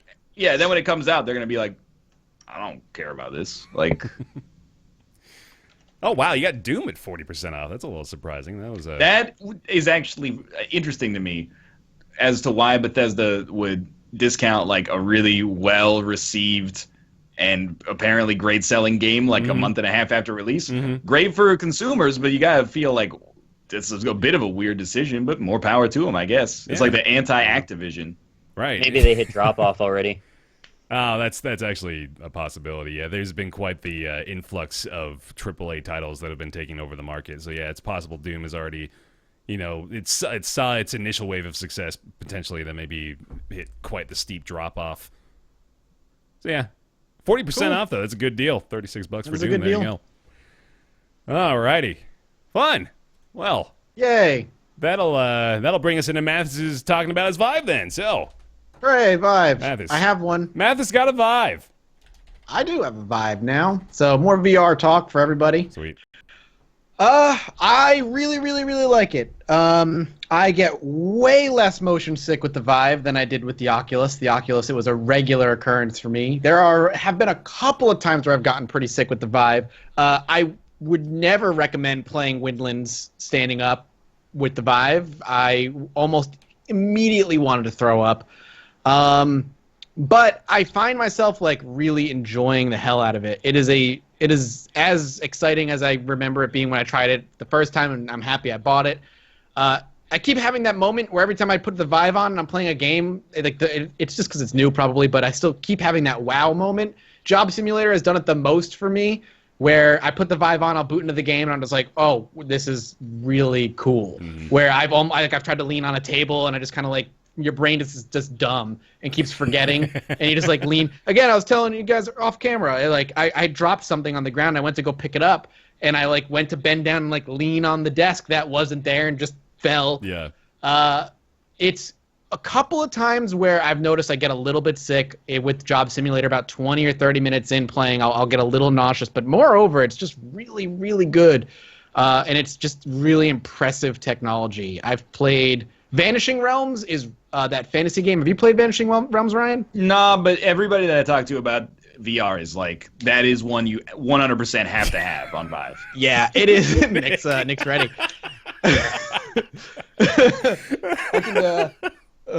Vanishing Realms was probably the most impressive experience because you feel like you're in a dungeon. When the skeletons come up, like they're your size, and that's really weird. They have like a sword and a shield, and you're fighting the skeleton. It's like your size, and it's just in your face. And they do a really good job in Vanishing Realms to hide things, like treasures in like areas that you actively have to move and look around corners to find, to give you more money to buy better weapons. It's just, I don't know, man. The Vive is just a really different experience than the Oculus. But I don't know. I haven't tried it sitting down yet. I've only done standing room scale stuff. The Budget Cuts demo is another game that really impressed the hell out of me. And the one that made me go, man, my brain is really dumb, because like I'm okay with teleporting. It doesn't disorient me at all. Yeah. It's weird. Yeah. The human brain is like a cat, I think, where it's like, whoa, this is kind of fucked up, and then like 5 minutes later, it's just like, This is my life. This is where I live now. Yeah, this is. I can teleport, I guess. Cool. Yep. It's just it's so quick how quick your brain is just like adapts. And like it's just so quick too when you pop a portal and you can just use it to scout, and how just natural that feels. And being able to pick things up as well with like your hands in Job Simulator, for instance, how that just is super normal for you all of a sudden, and it's just so weird.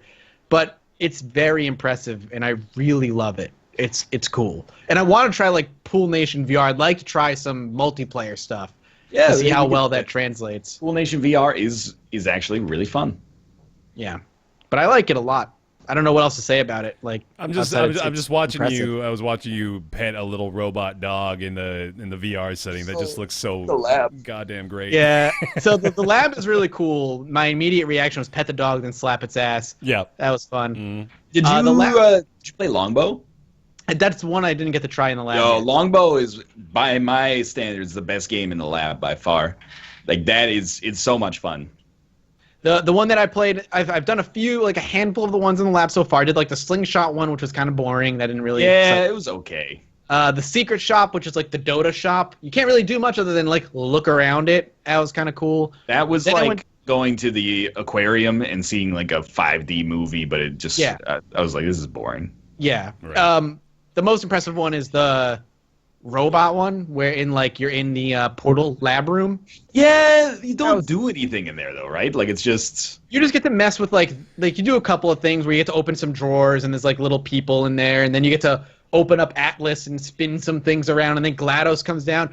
I think that was just impressive because they did a really good job at like Nick having scale. had the fucking Oculus on the entire time. Longbow is an actual game. Yeah. Well, that you can play many times. I got to mess with some bow mechanics in Vanishing Realms, because you get a bow and arrow in that, which was really cool. And then Space Pirate Trainer is just really good. That's really fun. Yeah. That's a really fun one as well. Again, you just like your controllers turn into guns. You're like, holding guns now, and it's just like you're okay with it. Yeah. So you guys are missing out. I was playing some Farlands. I got to pet an animal, and I'm gonna get the Revive, which allows me to play Oculus games. I picked a fruit and I gave it to the animal, and he sniffed it, and then he looked up at me. He was like, "You aren't trying to feed me that fruit, really, are you?" And I was like, "Yeah, man, I am."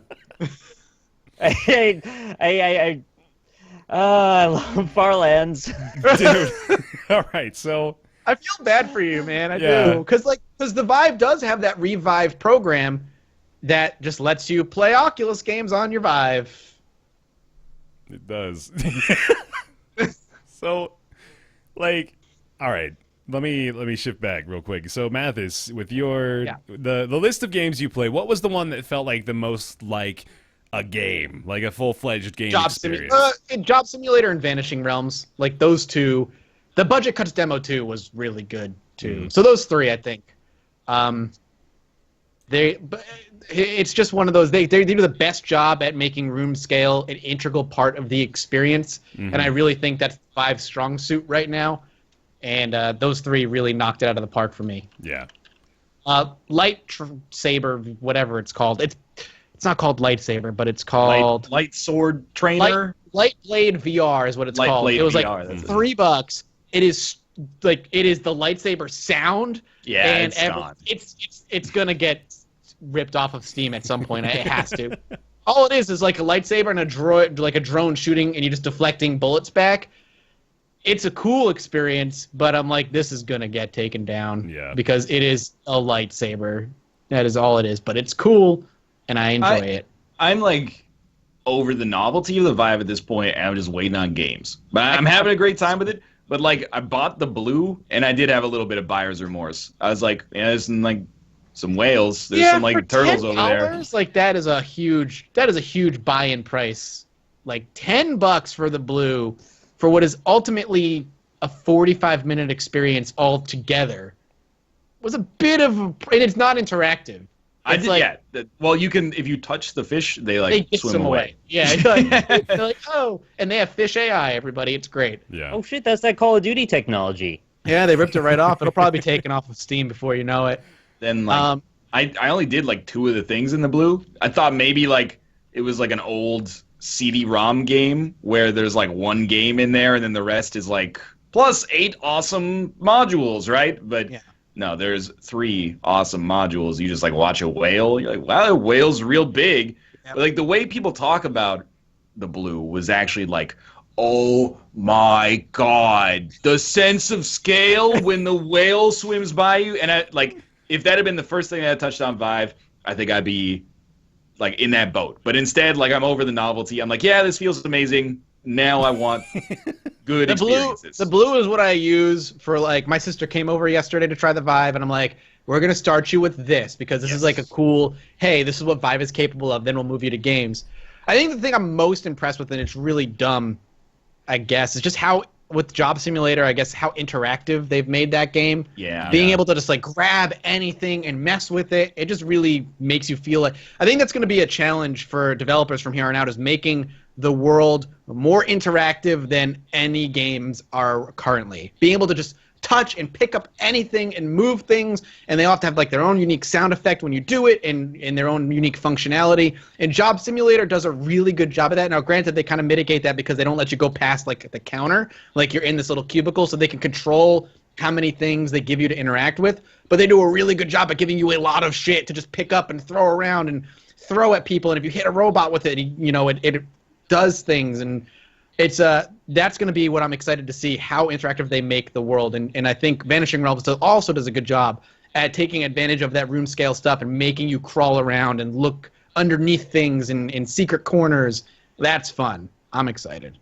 Have you guys had any good experiences with friends or family members trying VR for the first time? Because I thought that was kind of fun. I let my mom try Farlands and she was into it. Nick, stop talking about Farlands. This is the Vive section. Yeah, true VR, Nick. God. More to your point, Nick. No, Yes. no, Nick. My sister, when I first had my DK2, my sister and her husband had come over to try it, and they're like, "This is neat. It's cool." Done. But when I let my sister try the Vive last night, it was like it blew her away. Like it was a really cool experience, and that's really fun for me. Yeah. I like seeing them being like, whoa, and it also makes me realize how stupid I look on the outside when I'm playing with the Vive, because you don't get to see what they or hear what they hear. But yeah, it's a really, I'm excited for more, and I want to try some multiplayer stuff. And I hear there's some really good multiplayer games out there right now.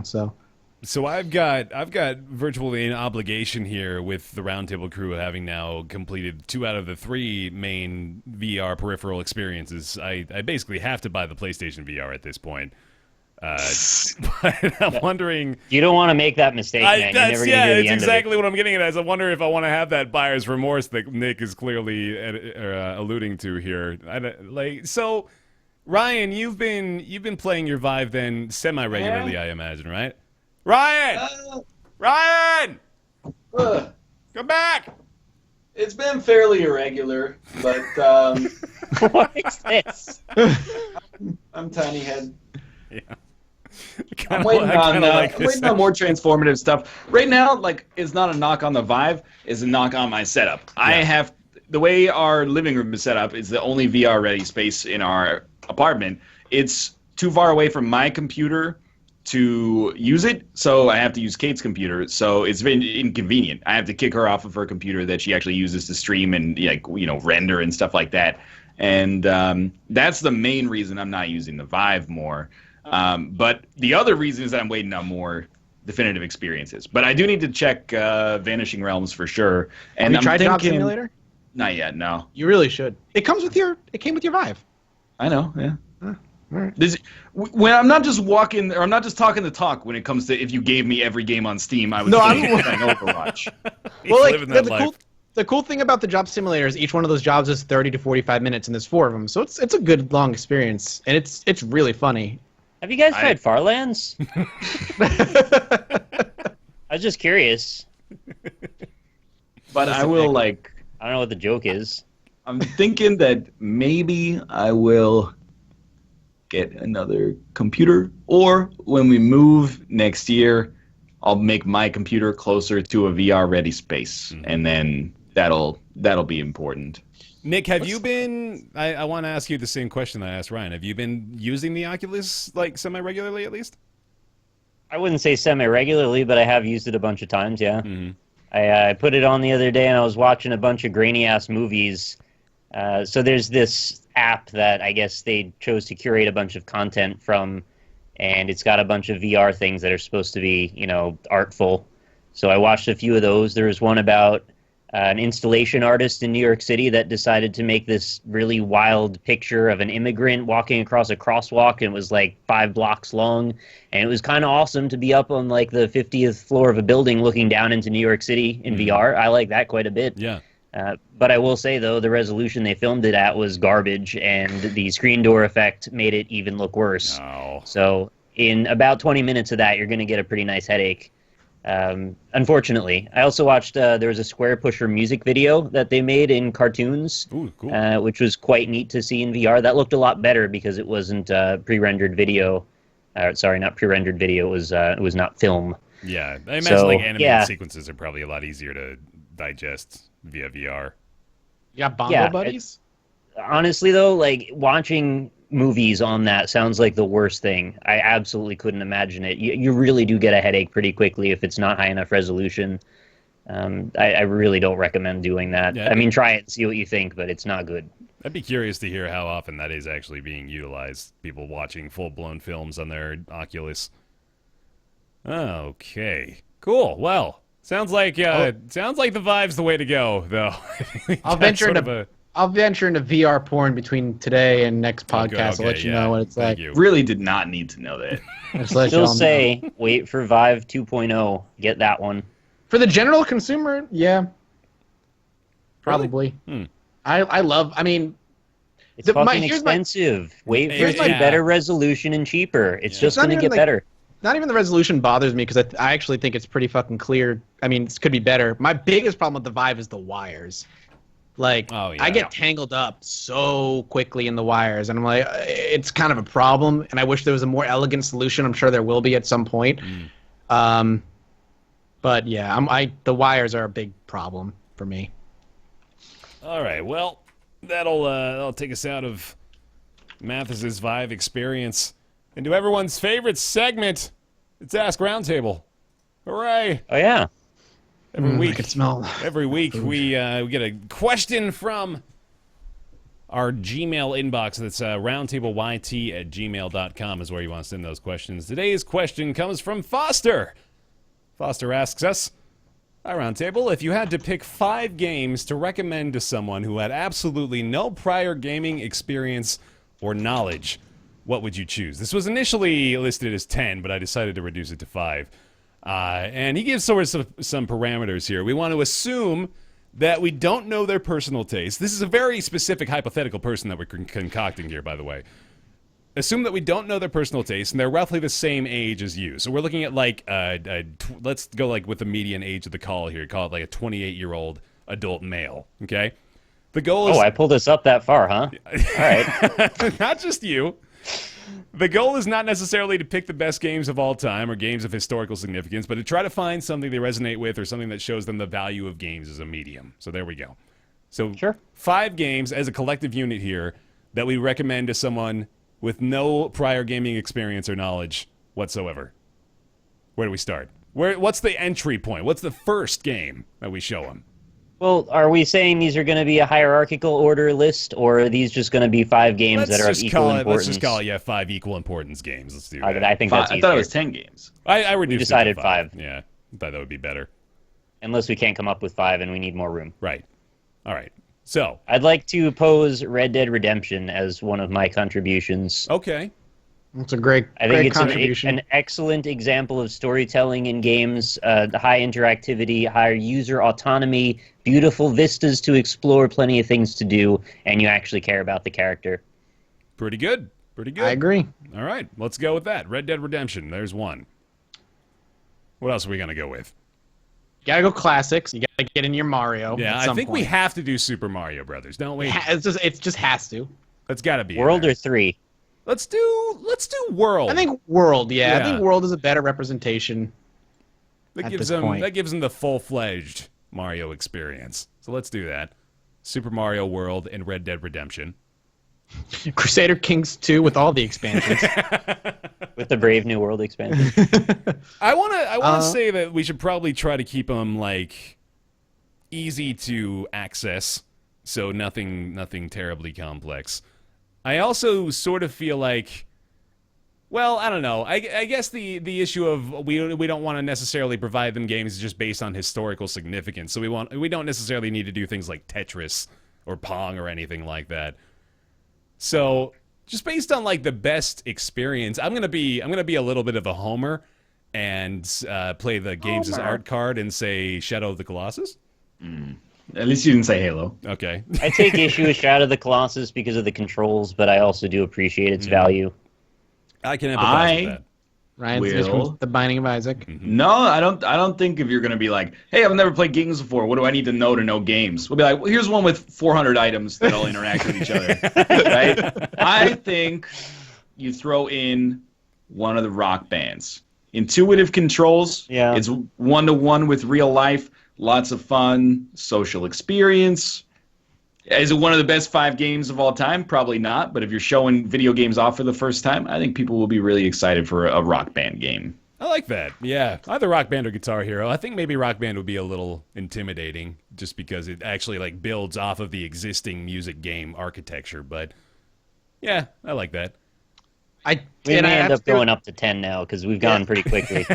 I feel like I have to agree with a couple people in chat so far and say I think Minecraft is probably an experience people need to have. You know what? Put yeah, Minecraft that is a very good point. Mm-hmm. That's 5 already. That's 5. Yeah. You know, I kind of want to say The Sims has got to be in there too, because that was a game that like created gamers out of millions of moms across the planet. Pretty much anybody can play it just fine, yeah. Yeah. It's a pretty good game for anybody. It's very accessible. Mm-hmm. Wii Sports or something. We can go to 10 now. We might as well go to 10. We've gotten to 6. Here we go. Let's go to 10. How do you feel about either Portal or The Witness? I like Portal. Definitely Portal. Yeah. Yeah, not the Witness. I think Portal, definitely. No offense. I want to give but, I want to give a little bit more credit to The Witness actually, because there is like a contingent of gamers who are going to be amazed, just like Nick was by The Witness. My dad is actually included among those. I let my dad, who doesn't really play that many games at all, but he liked the old puzzle games like Riven and Myst, those sorts of things. Yeah. So he tried out The Witness, and he was completely enthralled by it. He played that for like 2 hours straight, which is completely abnormal for him. So I There's a think little it's bit more more there. accessible than we give it credit to, because also my mom was sort of interested in The Witness, and she doesn't play that many games. He has to draw a freaking dodecahedron on Yeah. Richard Feynman's walls in order to open a gate. Like, that's They don't necessarily have to beat the game, but at the same point, I understand Right. your point. yeah. I like Portal though. I think Portal could certainly be included in there. That's a very good example. Literally every survival game in existence. Needed. Let's play I feel like a strategy game should be in there, like Civ. Like a Civ game should probably Civilization. be Yeah. it. How about Civ 5? And your They're 4 or 5. notoriously inaccessible, though. Keep that in mind. Very I true. don't think Civ's that inaccessible. Well, I mean, for someone who's never played a game before, that's what we got to consider here. And It's that a lot of may be- UI. It's a lot of micromanaging, Yeah. time, resource management stuff. You want fucking micromanaging to put you in freaking EU4, motherfucker. Yeah. How bold am I to posit Rocket League as a potential God inclusion damn it. into this list? I can't even join you on that. You can't. Like, It's not Not- that unreasonable. not if we're only doing 10. Like, I think it's new. I know that. But I feel it has merits here. I think it's very accessible. At the ground level, if you take away like aerials and all the complexities of the game we know now, I think like putting two new people against each other in Rocket League is still like a very novel concept. No? I agree with that. I agree that it's a novel concept. Okay. I can get that out of you. What about no Civ? Instead, you put in like SimCity 4. Yeah, I like something. that, Yeah, yeah. that could Yeah, happen. I like that better. Okay.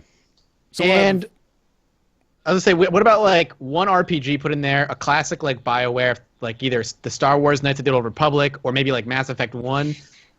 Mass Effect 1, I think, may be worthy of inclusion. Yeah, that is a good One RPG. If there can only be one RPG, There though, can only be one RPG. Yeah, that's a tough one. I mean, you could go classic Final Fantasy. there's so many We good will be RPGs. sliding a lot of people by saying that Mass Effect is the only RPG we're going to include in the list. That's true. You could do like Chrono Trigger as well. Like Chrono Trigger is really impressive. I feel like Witcher 3 is Earthbound too is deep. a story that's the most accessible to a lot of people Right. for an RPG. Mm-hmm. That's a My very first tough inclination choice. was Secret of Mana, but I don't think that's quite right either. Yeah, I think the RPG is one of the more difficult ones because you have to invest pretty heavily in the story, pretty much regardless of the game. So that's a peculiar choice, but I like the other ones Good we've list. gotten up to this list. Yeah, so there we go. So thank you, Foster, for that question. So if you're tuning in and you've never played video games ever, there you go. I hope you wrote those down. Yeah, we made a lot of good lists today. Right. Yeah. All right. Cool. Yeah, Foster, that was an that awesome 10? question. Yeah, I think we got to 10. Yeah. I thought we got to like 7 and then just kind of like said a bunch of names. We but whatever, sort of like doesn't matter. we created a lot of possibilities, but I think ultimately Okay. we got a good list there.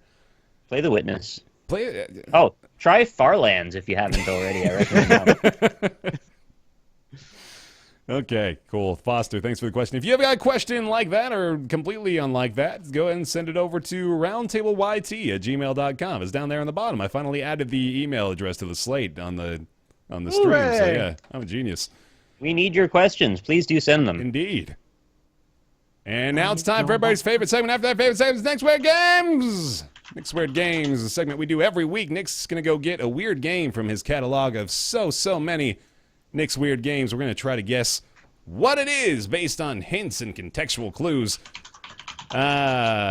Theme song for this week's What are you Nick's going to do Weird if one Games. week I'm just like, I don't have any more games? That's a good question. That's going to happen one week. I don't think that's a possibility. I think you're acquiring weird games at a rate higher than what Well, we're using them they're at. all in Steam now. Yeah. Yeah. The physical You can't package give to us hold the on. actual representation of it anymore. Yeah. I think I got at least another year. Can you do a Nick's Weird Games theme song that is done to the tune of the Price is Right end theme that we were doing earlier? yeah. Yeah. All right, let's hang on, hide chat. Okay, go I ahead. do actually Sing have away. to go get the Yeah, game I chat. today, so have fun. It's on Nick's Weird Game. It's on Nick's Weird Game. It's time for another game from the bookshelf that is behind Nick, and it is pretty burn. I don't know I get to how play. to. Yeah. Can I be like the Price is Right like person who got chosen, like screaming, like, yeah, I get to play Nick's I'm Weird not Game. gonna take 0% acknowledgement of fault for that going off the rails, but I'll take 50 if you take 50, I think because that's- that suggestion it boxed me into a corner that was quite difficult. We were doing it I didn't enough, even I get the thought. chance to say that it was from 2002 on the PlayStation 2. Yeah, that's the. I know. You guys do a That's come a- on down, or No, That's it a didn't want to staple. come on down in yet. Effectively, an average pop song, I've only got to think of like 60 words. Yeah. There's so many beats in the Price is Right theme song that come so quickly. Yeah, like that. Each one of those has to be a syllable, man. Yeah. That's tough. All right. Absolutely. Here we go. Nick's Weird Games. all right, you want to play? Here we go. Here we go. Today, for you and for your approval, I would like to submit a PS2 game that was brought out in the year of 2001. This was Okay. developed by developer Genki and published in the US by Ubisoft. It is a role-playing / action game, and it features a beast hunting and capture mechanic that sort of defined the gameplay. This game focuses on a series of 4 forests, which are made up of the 4 elements. Mark Lad. of Cree. The Mark of Cree. It's not the Mark of Cree. So that you said a PS2 game? The Yes. Mark of Zarya. Is it a sequel to a game? Yes. Is Wait, it why Jade are we? Cocoon? Why do I keep answering questions? Is it Jade Cocoon? Is it Jade Cocoon 2? Yes. Oh, Hey, yeah. nice. I played those games. Hell yeah. I love the Jade Cocoon. Good It was job, Jade man. Cocoon 2. Jade Cocoon was Oh, one of those wow. games I wanted to be like. I liked the first one a lot. The second one was, if I remember, was like all right. The second one was received better than the first one, oddly enough. Was it? I don't And I remember. believe liking there's it a as much. third as well. Yeah, I was going to get into like all the specifics about the character names and getting the Beast Hunter's license, but you already kind of figured it out. So thankfully that won't be necessary. Jade Cocoon was a cool Pokemon-esque game. Wasn't it like merging? Like you could take two monsters and like make one monster you out could of breed it. 'em. Yeah, you could like breed them or Let something. me see that Yeah, box art man. again, Nick. Yeah, sure thing. The box art was really cool that was too. really- Yeah, really yeah. Nice. It's like a demon bat, Yeah.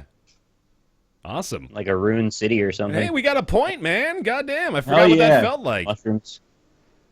That's I'm bullshit. looking We for got who got it. I see Rumble Muffin guessed Jade Cocoon, but I don't see a 2 after Ah, it. that So I'm doesn't looking count. for the God. first number 2. Garbage. Come on, man. Oh, there you go. Chronos Plays got a Jade Cocoon 2. Chronos Wow. plays. No mercy. Good job. Hell yeah. Nice. Okay. Cool. I'm so unused to that ending in a positive light. I don't know what to do. I don't know what to do with my hands. Oh, man. Thank you very much, everybody, for watching this episode of Roundtable Live. Hope you enjoyed it. If you missed it live here on twitch.tv/Roundtable Podcast, you should click that follow button so you can be notified when we go live here every Friday at 3 p.m. Pacific, 6 p.m. Eastern.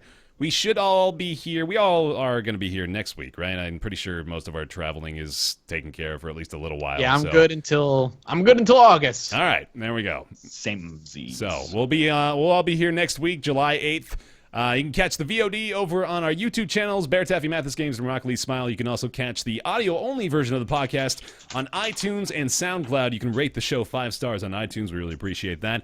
You can also support the show over on Patreon. Patreon.com/roundtable is where you want to do that. And we want to very graciously thank all of our kind and supportive patrons over there at the $20 level and above, which includes Scotty119, Nerdy is Fly, David Schmitz, Greenlight, Mavier, Oren Saltzman, Christopher Flagg. The rest of the list just disappeared on me out of nowhere. What the hell just happened? Okay.